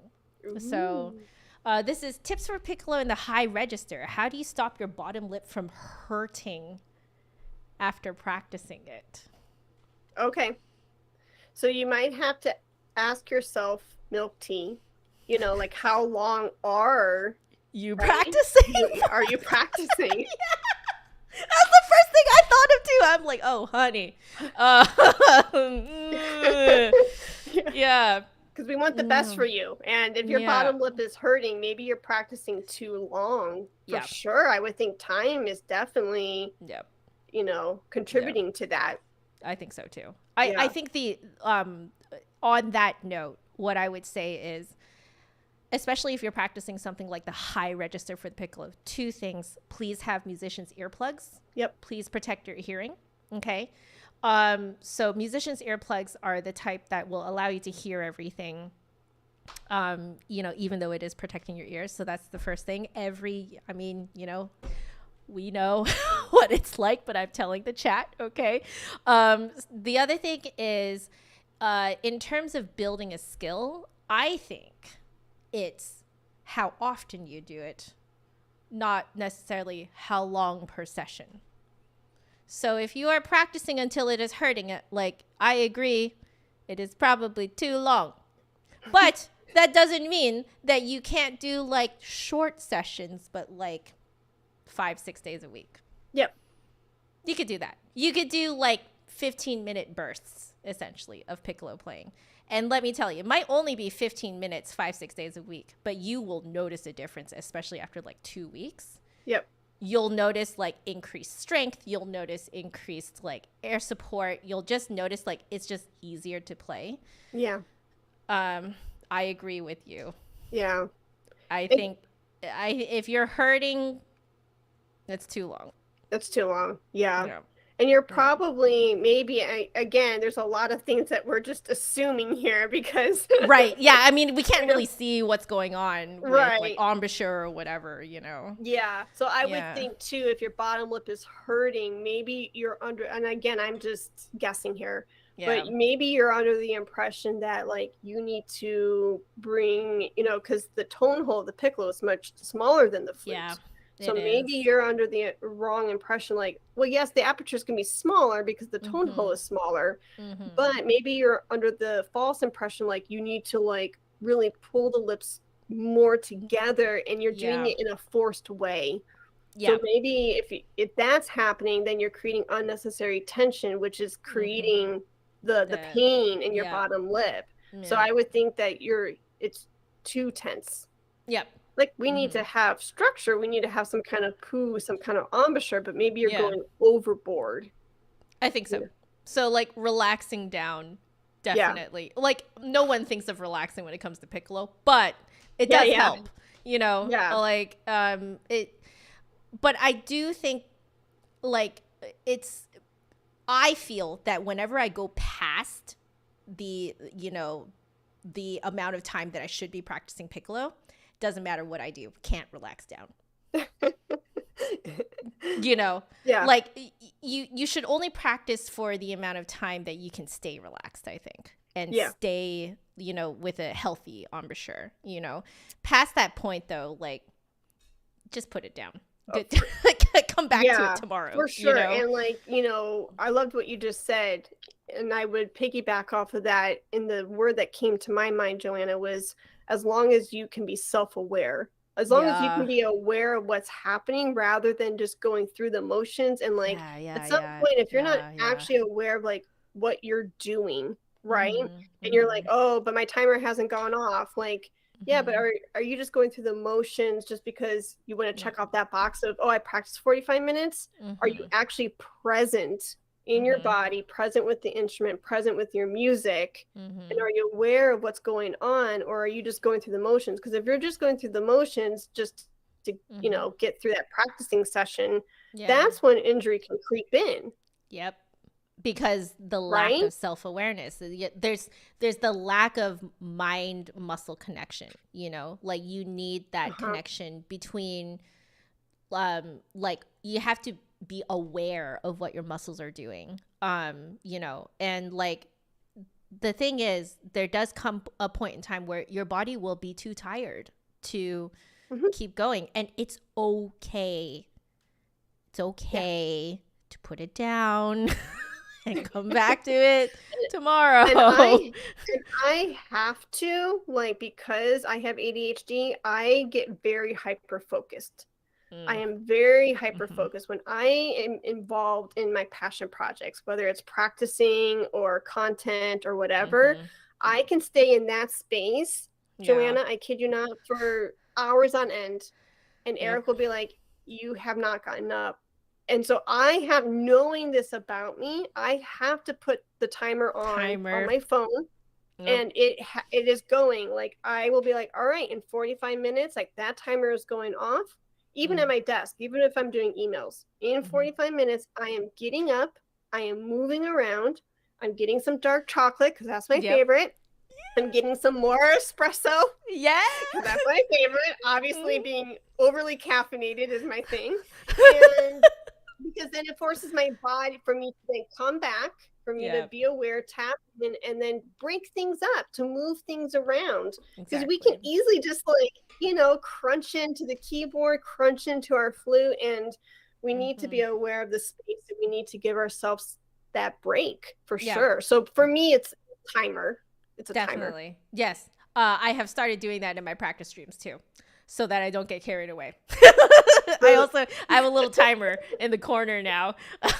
It's Yes. kind of very janky. I just put on the you know how you can just search up like a timer on Google, and then I just Yep. kind of like crop it down and put it in the corner so people can see. But yeah, it really does help though. Like seriously, guys. Yeah. Like, the timer Yeah. really does help. So do it up. Okay, let's see. I guess let's just keep going to next question. From Michael again. and I'll read this out while I put this on here. If you had to upgrade your flute, what brand would you get? No. Wow, that's a really hard question because honestly, I love my flute. Exactly, that's how I feel too. A Stravanger? Yeah, right now. Ooh. Yeah. David built it for me, and I've had it since 2017, 2018. And it's a good number, serial number 400. Wow, number. Right on the dot? Right on the dot, 400. I love it. Yeah. And I love it because for me, I had another instrument before. I won't say the brand because I really respect it highly, but it was too heavy for me. And it really caused a lot of issues with my hands because of the weight. And so when I went to David, I told him, I said, I need a lighter instrument.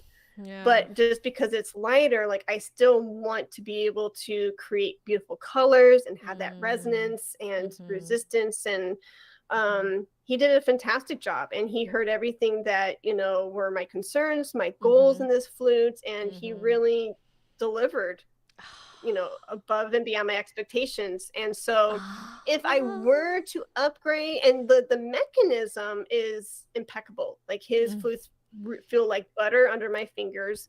The closest thing that I can describe it to is a Brannon. Yep, I have a Brannon. So if I were to upgrade, I don't think upgrade for me is the word I would use, but if I were to add another flute to my flute catalog library of, it would be a Brannon. I would love to own a Brannon because I saw a lot of similarities between the two brands. And the way that you're describing it feels like you're describing my flute.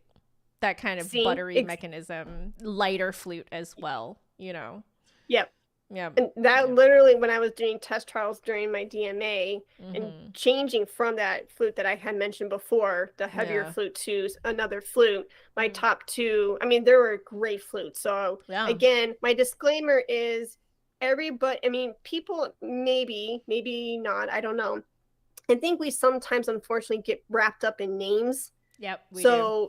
Put names aside, like I know when we hear like Coach and Gucci and right, and then we're like, ooh, right, but really, again, to each their own.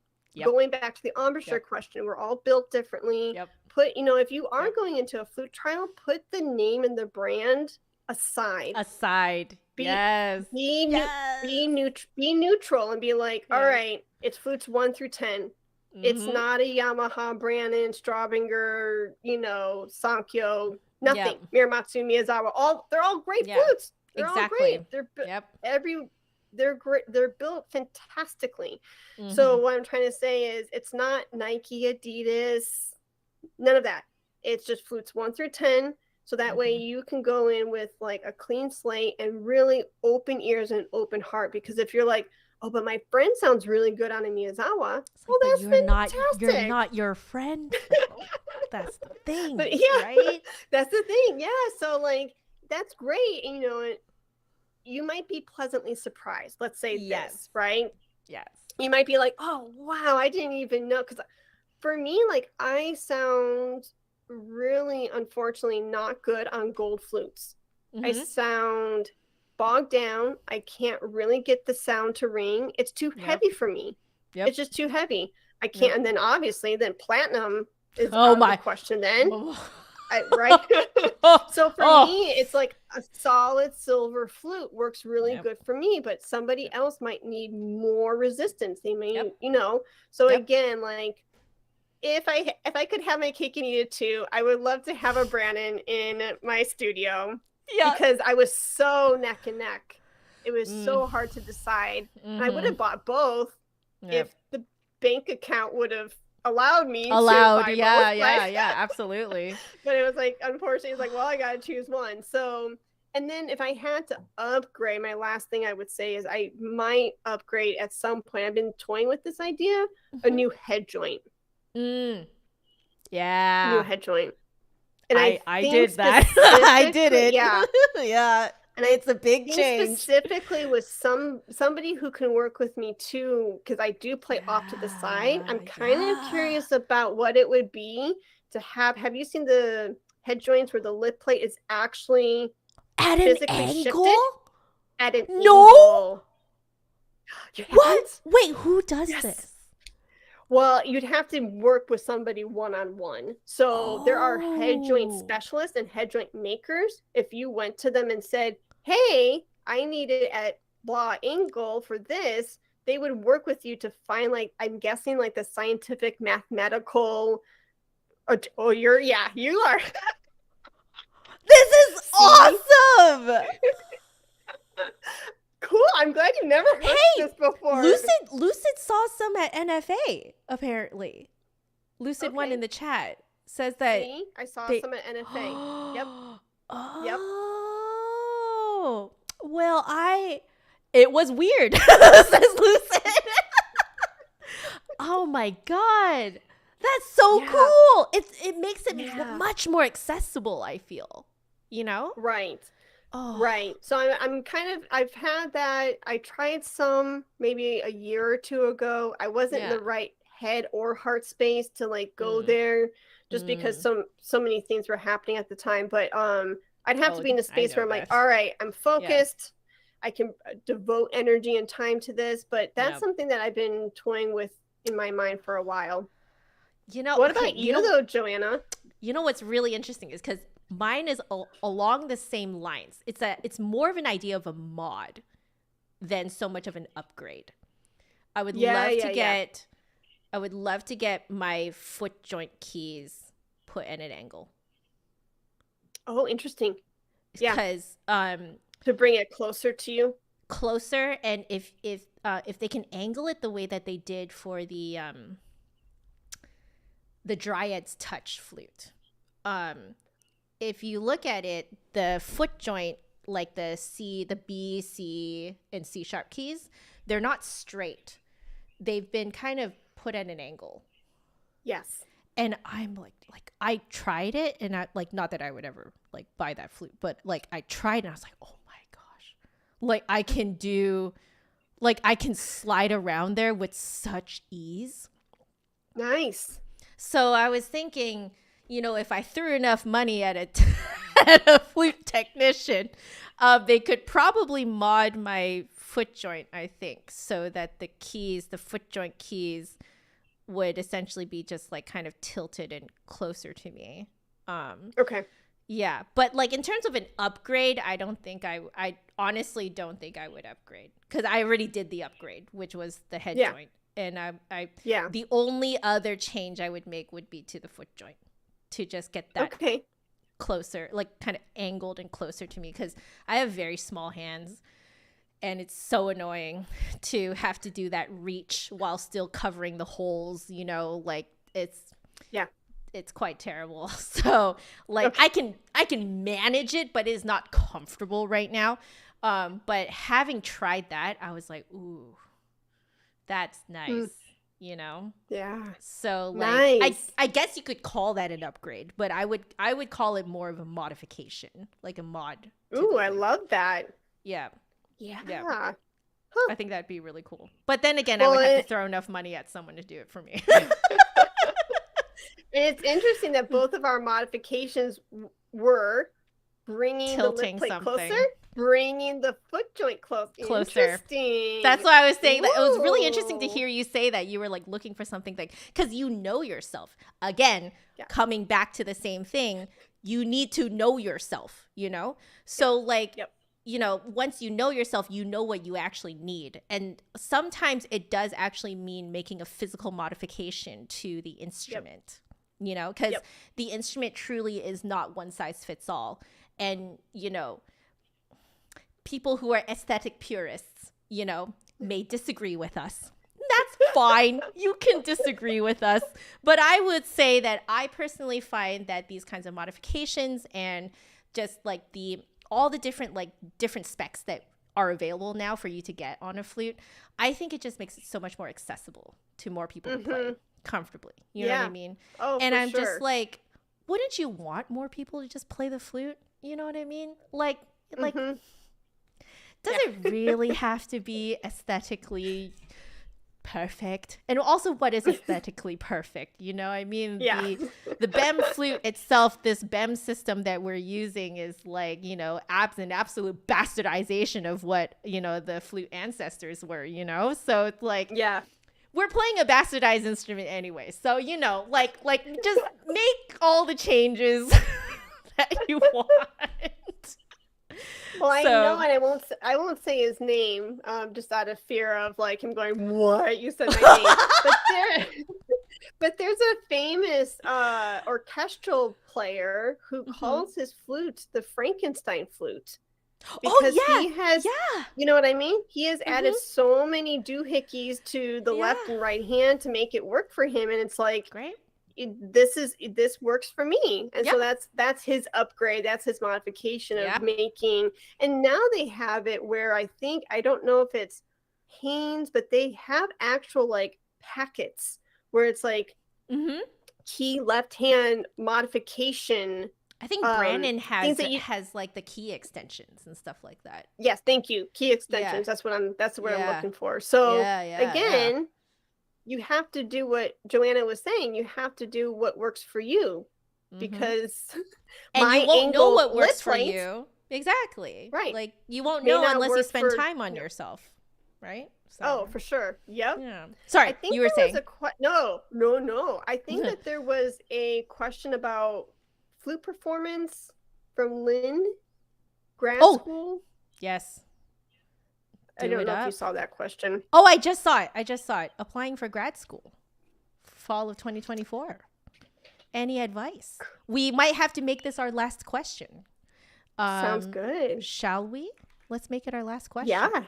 So that's a good question. I want to hear your answer. Yeah. I will be applying to grad school in fall 2024. Okay, so we're in 23. All right. So next fall. Got it. All right. I'm just like want to get on the same page as you. Yeah. Any advice would you give? I'm thinking of going to NFA to connect. Very cool. Oh, okay. Very good. Yeah, that's good. You know, for connections and relationship building, that's wonderful. I'm so glad that you're putting your feelers out.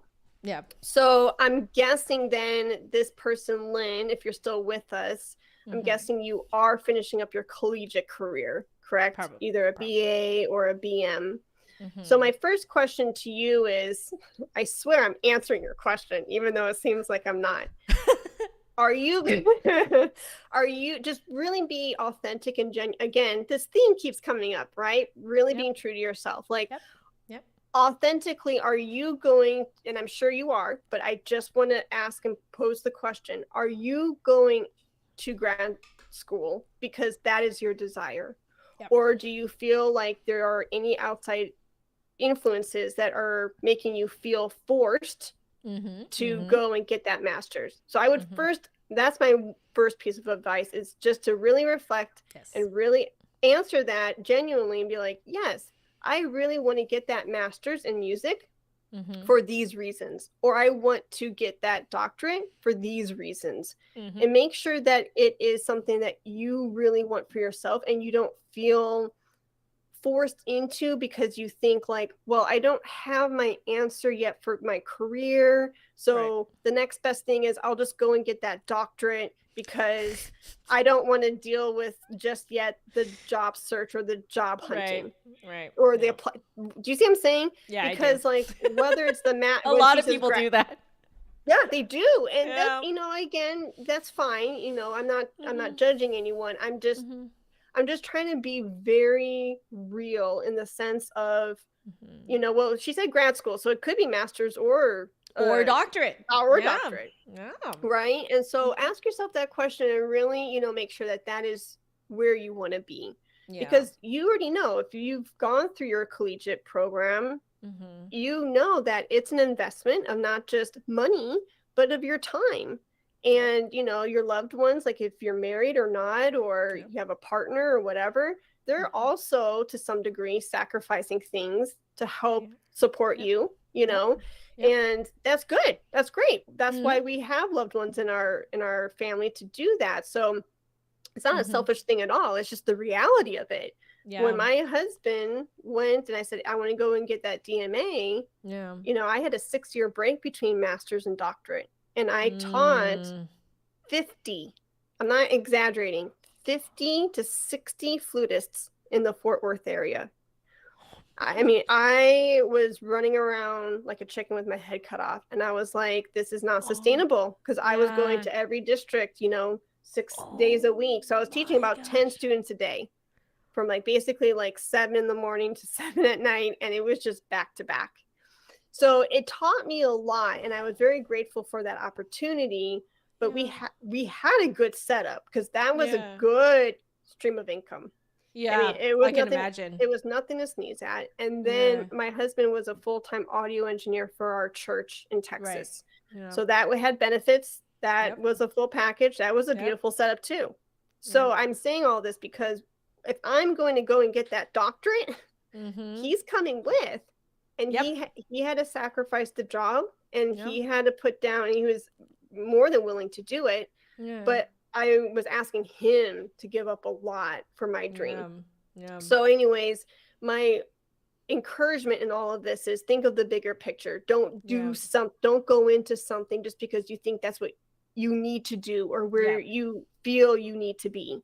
Absolutely. So that was a very blanketed observation, but hopefully that does help you. And then, you know, if your answer comes back like, yes, this is in my heart of hearts, I really want to do this thing, then just know that it's an endurance. It's not a race. So you have to give yourself, you know, bringing it back to the beginning of this conversation 2 hours ago, give yourself that space, you know. And one of my conversations that I had, you know, my second interview for today, we didn't even get to talk about it, but here we are. Was a guest through the show. Haley Granger is now one of the new flutists of the Dallas Symphony Orchestra. And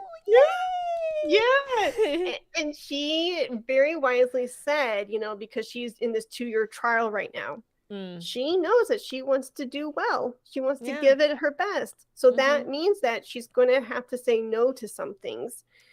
And that might include saying no to students who are knocking at her door. Because she needs to give herself time for her her family, her husband, and to practicing and doing a really good job for the DSO. So to answer your question then, to going into it's an endurance rather than a race, again, that's an example of giving yourself the necessary space to do well for something that means a lot to you. So if those graduate school auditions mean a lot to you, then you might have to, and this is coming from a very loving place, you might have to sacrifice some things. You might have to say like, all right, I'm only going to teach now 10 students instead of 20. So that way you don't burn out. So that way you can get through the race, because it's, or through this endurance of the race, because it's not a sprint.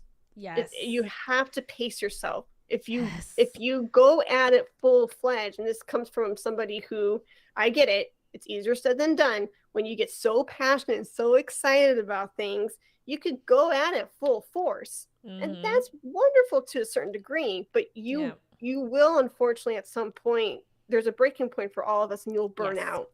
You can't do it all. And I can say this without a doubt, because I've helped. That's one of the things that I'm known for my studio, is to help students get into specifically graduate school, because it's different than college, because now you have entrance exams, you have exit exams, you have those qualifying exams. And so like there's this academic side of things. So last year when I was helping a young lady get into her doctoral programs, it's not just the playing, but you have to consider studying for musicology, music theory, the oral skills. You have to consider, you know, beefing up your dictation again. And then it's the recording aspect. You need time to record with the pianist, get a recording engineer. I mean, it's a whole package. It really is. And then helping her with her like CV format, you know, resume, and then boosting up her experiences. And, you know, so all of this to say is, because it is this endurance thing, you know, it's good to see it that way now as you, and so now this person has basically like a year and a half before graduate school starts. It's a good test now to kind of train yourself in that mode of endurance and being in it for the long haul, because grad school, whether it's master's or doctorate, it's not easy. No. And you know this because you went through college. College was 4 years of practicing and rehearsals and all that, but you have to pace yourself because for all those reasons that I mentioned.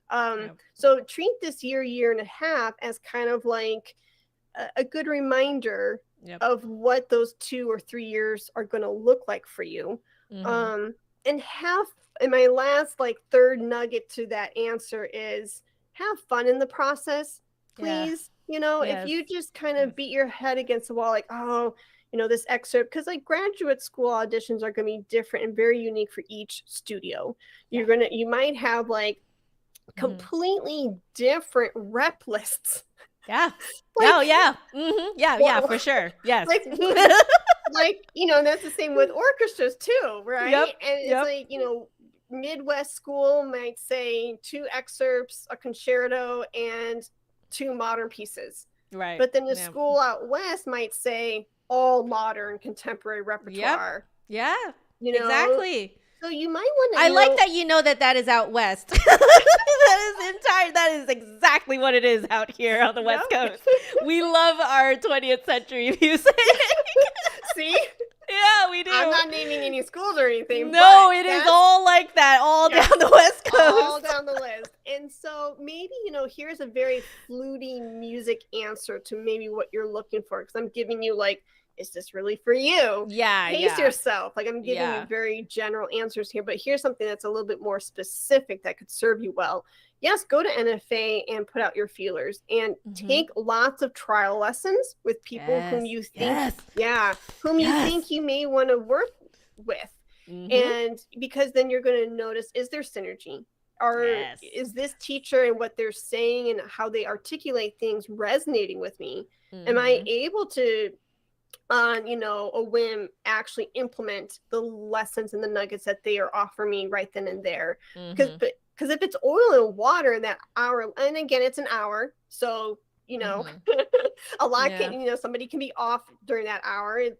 Not necessarily the end all be all, but if there's not that synergy, you can't see yourself working with that person, and that hour was like, oh, okay, then you're not going to want to do that to yourself for 2 or 3 years when you're working with that person week in and week out. So do trial lessons. That's a very very specific answer to your question. Do trial lessons and offer to pay. Yeah. Please offer to pay. Please pay. I think that is the thing that I tell my own students too. It's when I tell them to do these trial lessons with different professors all over the place. I'm always like, the one thing that will show them that you disrespect them is if you don't offer to pay. Yeah. You know, you need to show that respect of like, I know I would want to be paid for this time, so I am paying you. You know? Like, for sure. Yeah. So offer to pay. That's but definitely do the trial lessons. My God, like that is how you can know if you work well with these people. Oh, for sure. Yeah. And then, you know, and maybe even take it a step further too, if you notice, like going back to the different rep lists, maybe be a little strategic too, you know, and give yourself, like what I did with this young lady in my studio last year as we were going through. I limited her. I said, okay, we're applying to no more than 5 schools. Preferably 5 schools is already a lot. That's a lot. In my opinion. Well, no, she just listed, it is a lot, but she just listed off everywhere. I'm like, all right, let's water this down. You know what I mean?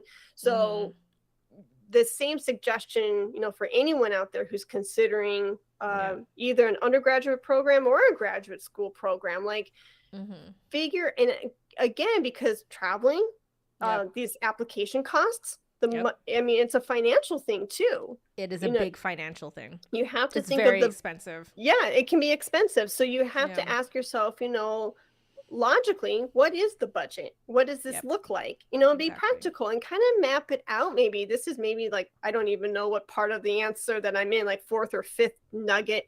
But, you know, the fourth nugget that I would offer is like, you know, outside of those trial lessons is maybe map things out before you start taking action. You know, like really like figure out like, okay, yes, I love that person in Iowa or Oregon or Montana or New Hampshire or wherever, Vermont. But can I see myself living there for 3 years? Yes, it's so true. That's so true. Yes. So if you can't see yourself living there, okay, the person, again, we have to make sacrifices. Yeah. But if you can't see yourself living there and you don't think that it's going to serve you well being in said geography, then, you know, like, yes, of course, some things can be put, you're like, all right, well, you have to weigh it out, like the pros and cons. Like, okay, I don't love Iowa, but I really love this person. So I'm willing to give up that. Yeah. But, you know, like, be strategic about it. Map it out. Like my grandpa was a carpenter. He worked 3 different jobs. He was a janitor, a postman, and a carpenter. And I know with carpentry, you know, there's a saying, you measure twice, cut once. Cut once. Yeah. Yep. And so I say this with a huge disclaimer, and I'll wrap up my answer. And I would love to hear what Joanna says. But so often, maybe most musicians will analyze and overthink and measure too long and will never cut. But there is a balance between the measuring and the cutting. So I say that because, like, my fault is I cut too often, too quick. I'm very impulsive. I'm very like, I have an idea and I go with it. And everyone's like, whoa, Heidi, chill out. Have you thought about this? Have you thought about this? But I think the opposite is true for other people. So you have to know where you stand. And there's a healthy balance between measuring and cutting. So with the strategy, maybe map it out before you just start applying. Yeah, exactly. Like the NFA putting out your feelers. That's a good part of the strategy. You know, trial lessons. Look at the map. Would I be happy here for 3 years? Think about the budget, you know, and that's part of the strategy. Like you're planning. I'm planning my finances. This is going to cost me at least $2,000 for at least for lessons, for piano rehearsals, for the recording engineer, for the applications, for the traveling to get to live auditions. It could cost $2,000 for one school. For one school and all those fees that have accumulated, right? And then you times that by 2, 3. Now you're spending 4, 5,000. Which again, that's a great investment. But we just have to be smart with our resources, time, energy, money.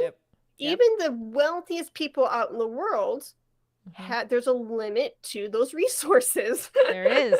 There's a limit. And so part of the strategy is like, okay, if I know I have $4,000 to spend per all those different fees, all right, then I'm going to have to be strategic of where I apply, right? And then you're applying to places that invigorate you, get you really excited. You just can't wait to get there and study with that person.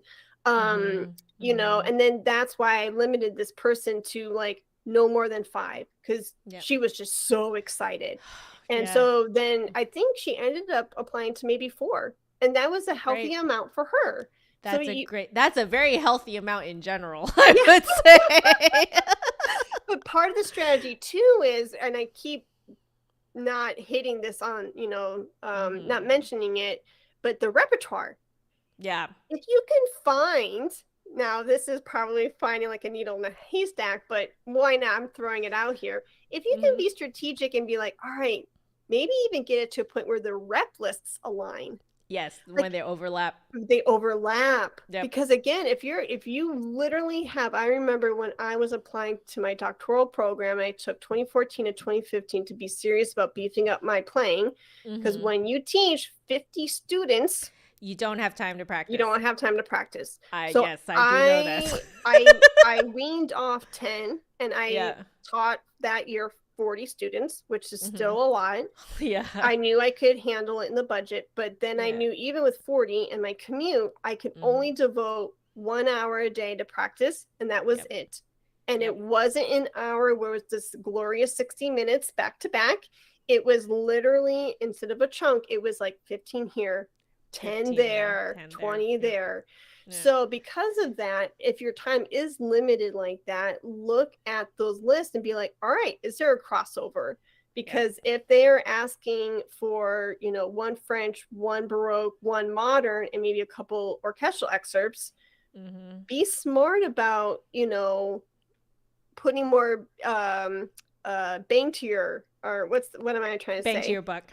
Yeah. More bang to your buck. Why not? Now, again, like we're asking for all the stars to align here, but be curious about it. And that's part of the measuring. That's part of the strategy. Exactly. So that way you don't just start pulling the trigger and like, go, go, go. And then, you know, again, you burn out, things like that. Yep. We would want this to be, and it's a fun time to be in. And again, we're thinking like, oh, auditions, oh, the pressure. Yeah. Again, take 10 steps back and like get excited, because that year from 2014 to 2015, when I worked with Don Bailey, who's a Dallas-based flutist, oh my gosh, it was one of the best years of musical growth that I have ever encountered.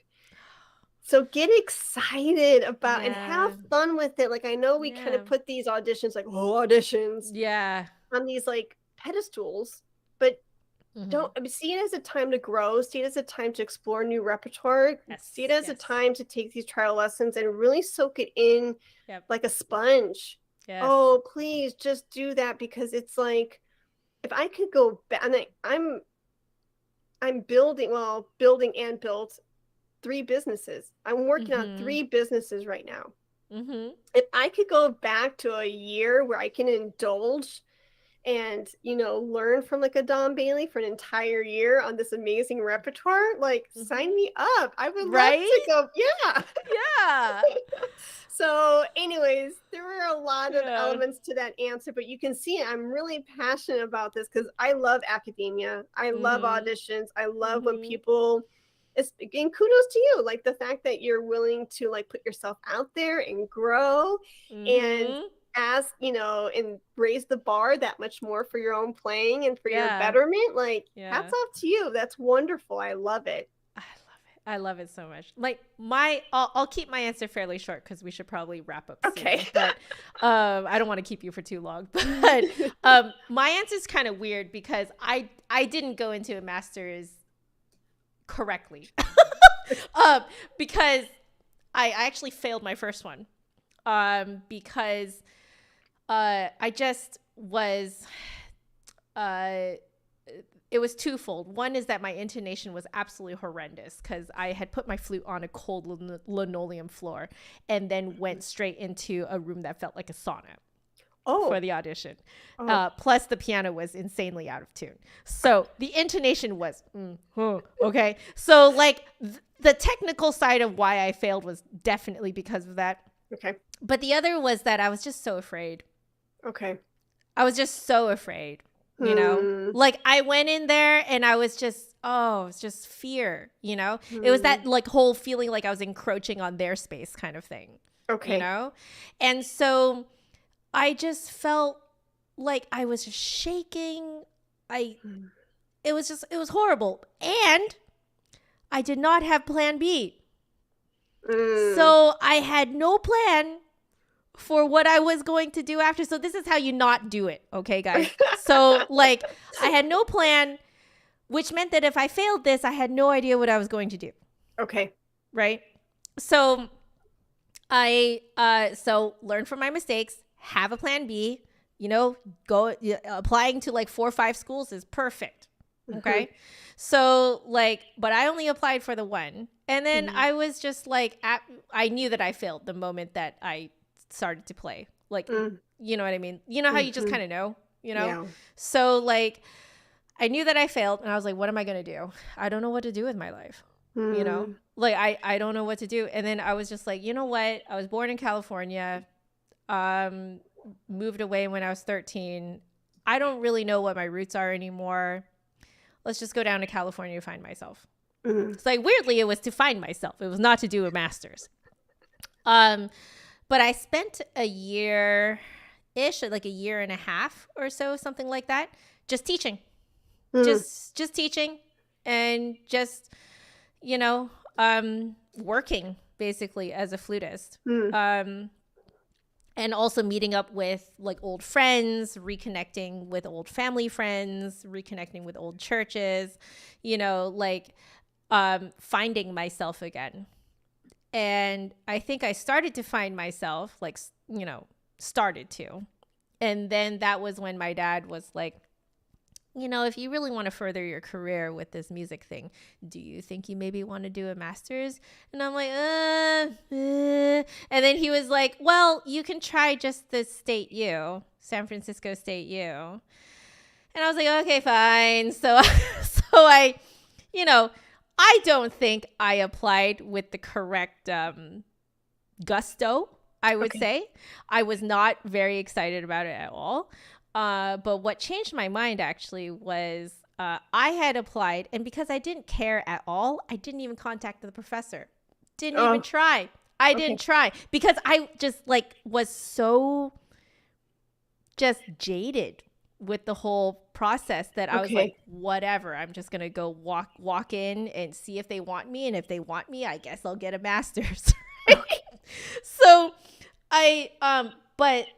so this Linda Lucas, second flutist of the San Francisco Symphony, happens to teach there. And she emailed me. And she was like, I saw you're on the list. Do you want to have a lesson? And I was like, what? Really? You know? And I saw her name, looked her up, realized that I'd been watching her since I was a kid. Because my parents would take me to the San Francisco Symphony to watch. And I was like, oh my gosh. And she plays the second flute. And then when I went to the lesson, opened up our flutes, they were like twin flutes. Like we both had like Brannon's, looked almost exactly the same. And like, she's just so kind, you know? She's like so kind and so like, again, this theme of I felt seen by her. Okay. You know? Yeah. And she, we had this lovely lesson, and she, I can't remember if it was a trial lesson or if it was like a lesson or two afterwards, but there was a moment where she was like, because I was playing the Prokofiev for her, and then she was like, you know, do you feel like you have to play this the right way? And I'm like, well, yeah. And then she was like, you know, just screw what people say. Just play it the way you want. Yeah. You know, just like, I don't care. Just play it the way you want. I want to hear Joanna. Like, I don't want to hear someone else through you. Yeah. Right. Yeah. And of course I did that, but you know, like it's my first time playing as me. So of course it wasn't going to be that good. Right. But she, like, bless her heart, was like, I loved it. Right. And I'm like, oh, come on. I know that there were some parts that could use improvement, but that's what I needed to hear though, was for her to be like, I see you and I want to hear you. And like, I want us to like have a fun learning experience together. And so she made me excited for the masters. She made me excited. That's amazing. Yeah. And she walked me into the audition. We actually went from a lesson straight into the audition, walked me in, and I don't know what came over me. I think I was just over the moon with how she made me feel.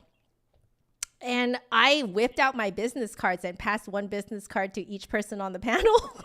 Wow. Oh my goodness. Like, I did not realize this until later, but what a power move, you know? Like, because what that ended up doing was that it switched the power dynamic, right? It switched the power dynamic to exactly what we were talking about before. Yeah. It's like, this is my space now. I'm here. Yep. Right? This is my space now, and I am sharing with you. Yeah. You know? Like, and that was a great audition. I had fun, you know, like I played the Mozart so sassy, like I'd never played the Mozart D in such a sassy way before, but I played it super sassy, you know, like the Prokofiev was like fiery, you know, and I was just like having the time of my life in this audition that felt more like a performance than it felt as an audition. Right. And of course, the best thing is like when you see the panel put down their pencils you know? Because like when they put down their pencils and then they lean back, you know, and they're having a great time, you know you've done it, right? So like it was such a far cry from the first audition that like, you know, everything that went right in the second one rings true with everything that you just said. Is you have to be excited for it. You have to want it. You have to be having fun. You have to like be like wanting to learn, you know, like, and all of those things were not ignited in me until I had that lesson with Linda. Wow. Yeah. But like you have to have those things in order to have a very successful audition, you know. Yeah. Like it has to be, you want it. Yeah. You want to learn, you want to share, you're excited to study with this person, you know. Like you need those things, and if you don't have those things, the audition, I went through it, the audition experience is going to be quite terrible. You know, because I didn't really want it. I didn't really want that first audition. See? I felt like I had to do it. See, that goes back to the very first nugget that I offered in my answer. Let's ask, do you want to be here? Do you actually want it? Because I did not actually want it. See, and because you didn't want it versus you wanting it, the outcome was completely different. Exactly. So don't do it. I mean, you're the one who's going to be paying that student loan bill when you graduate in 2 to 3 years. Do you want to pay it with good memories, or do you want to pay it while feeling totally like, you know, bitter about it, right? Or like, you know, you're, you know, again, because like the market or whatever, and you're like, oh, I feel like I need this, right? Yeah. No one else is going to pay that bill off but you. Exactly. So like if you're going to make that investment, like everything you said, yes, to the umpteenth degree, I completely agree 110%. Like it's so interesting, like how much of our answers overlapped, and you gave an actual very specific, like you shared your testimony. I straight up failed the first one, like because I didn't want it. Your heart wasn't there. No, if your heart's not there, you're gonna be scared. You're gonna be fearful. It's not gonna be your space. You're not gonna want it. Yeah. You know, and when you don't want it and you force yourself to do it, that's literally torture for your brain. Like you're literally torturing yourself to do it. Like don't waste your time and energy on that, you know? So if you, just one last thing with what you said, if you don't want it, notice this, you know, don't judge it, just be observant, be like, okay, this is interesting. All right. No harm, no foul. So maybe, you know, but deep down you're like, I don't know, like I do, but maybe it's just not the right season. So another answer to this would be, I think gap years are phenomenal. I do too, because I took an accidental gap year because I had no backup plan, but it was fantastic. See? Yes, because if you go from being a college student right into master's, right into doctoral, again, I'm not bashing anyone, but then you end up being a 9-year, 10-year long student, full-time student. Yeah. That can be a lot on somebody, you know? And so if you can give yourself a gap year, what ends up happening is, you know, maybe that passion and that excitement to go into grad school will get reignited because maybe you rested. Maybe you needed... You had space. You had space. Don't feel the need. Like if you really know master's is for you, but you're just not excited, like going back to Joanna's story, maybe what you need is some distance. Maybe you need some time to like actually say, okay, I need some space to grow as a person. I need some time to relax, whatever your reason is. Because like my gap year was 6 years between master's and doctorate. And I did that really because I was waiting on the right time for various reasons, and we won't get into that.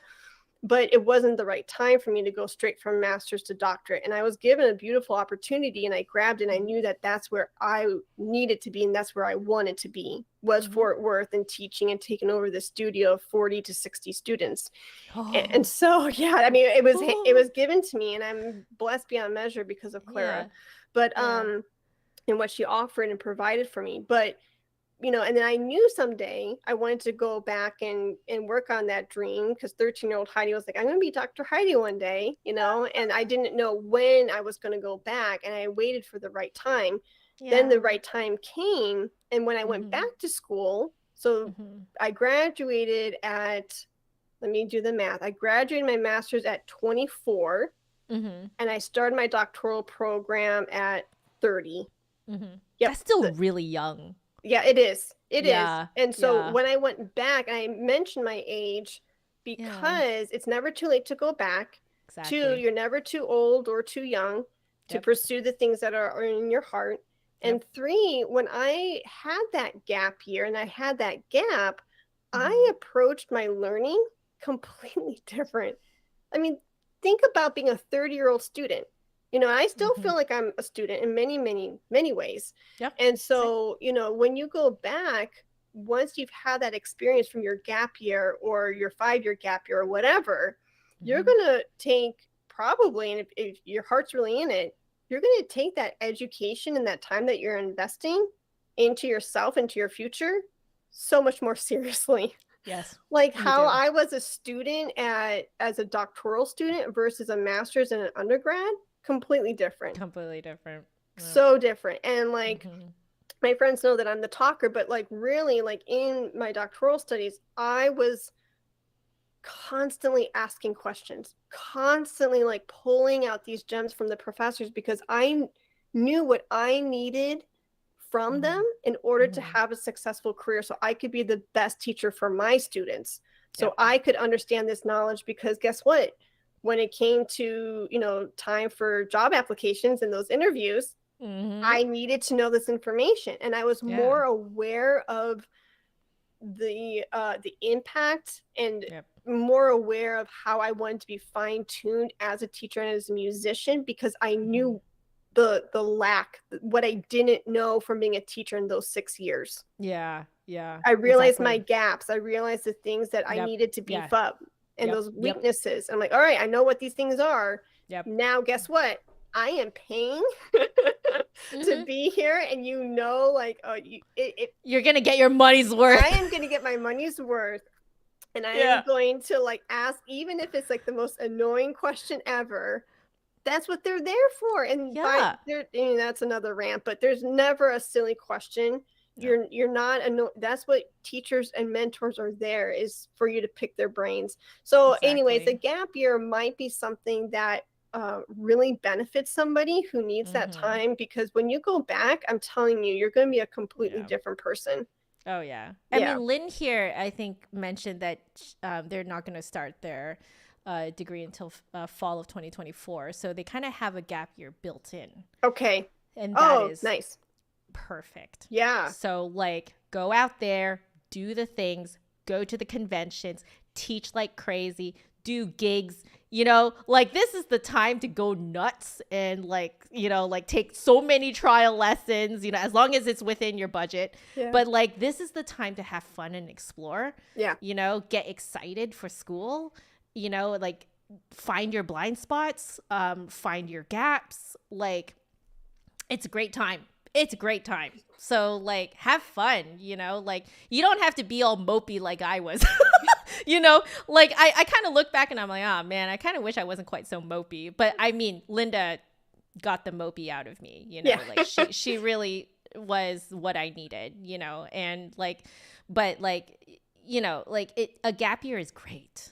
A gap year is fantastic. Anyone that I've ever spoken to who has done a gap year, everyone agrees.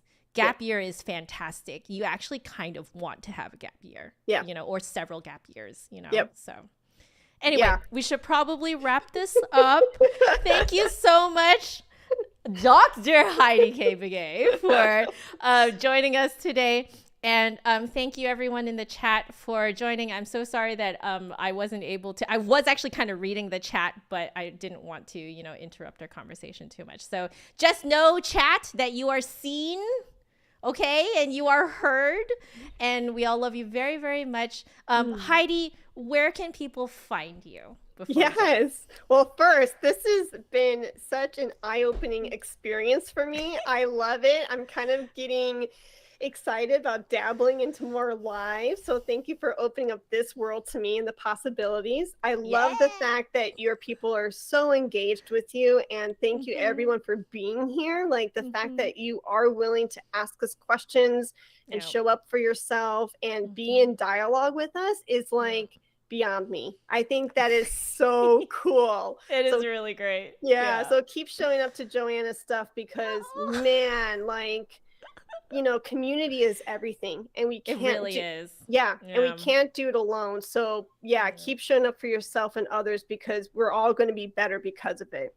So with that being said, you have now made a new friend in me. So yes, I'm here with Joanna and we're conversing and answering your questions, but I don't want this to be like, oh, that was that crazy Texas flute chick that popped up on January 24th, 2023. No.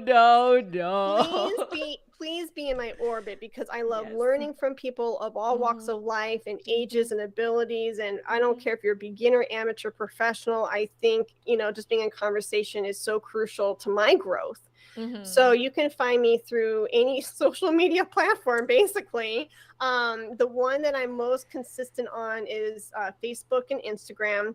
Wonderful. I know there might be a younger demographic here, so I know that that's probably in your jam, in your wheelhouse. But there's a private Flute 360 Facebook group that if you guys want to be a part of, these topics like performance anxiety and auditions and things like that are brought up by listeners all the time. So I would love to have you there if you're interested. But yeah, Instagram, Facebook, Twitter, LinkedIn. I just started TikTok. Hey, I don't have a TikTok. Look at you. I know. That's a story for another day. So many of my friends were like, girl, you got to get on TikTok. I'm like, me? No, I'm not cool enough for TikTok. This imposter syndrome just imposter syndrome. Yeah. And they're like, no, you guys, I love it. It's so much fun. But the place where you can find everything, in case I'm rambling too much here, my website, HeidiKaybegay.com, and you can find my Flute 360 podcast through your favorite podcast app. Perfect. You know what? I'm just going to put it on the screen, HeidiKaybegay.com. Yep, that's like literally everything is there. And then there's links to the different apps, and I put out episodes every Tuesday. So today was a talk with Hannah Hafley, who's a flute blogger. Ooh. And actually, I was inspired to interview her after my talk with you. Because I was like, flute content creators, that's a niche within of itself. It is. So her episode, and we're all very lonely and really need to meet each other. Love me. Yes. But her episode 231 went out today, and I put out a new episode every Tuesday. So I'm pretty consistent with that, and I love to offer that valuable content to the community. Yes, fantastic. So guys, go to the website, Heidi Kay Begay. Oh, Heidi Kay Begay. Wow, I just straight up mispronounced your name at the end. No, you're amazing. But thank you so much for joining me. Yeah. Let's say goodbye to the chat. See you later, chat. Stay happy, healthy, and safe. And we shall see you guys again in another stream. All right, guys? Bye, guys. Bye.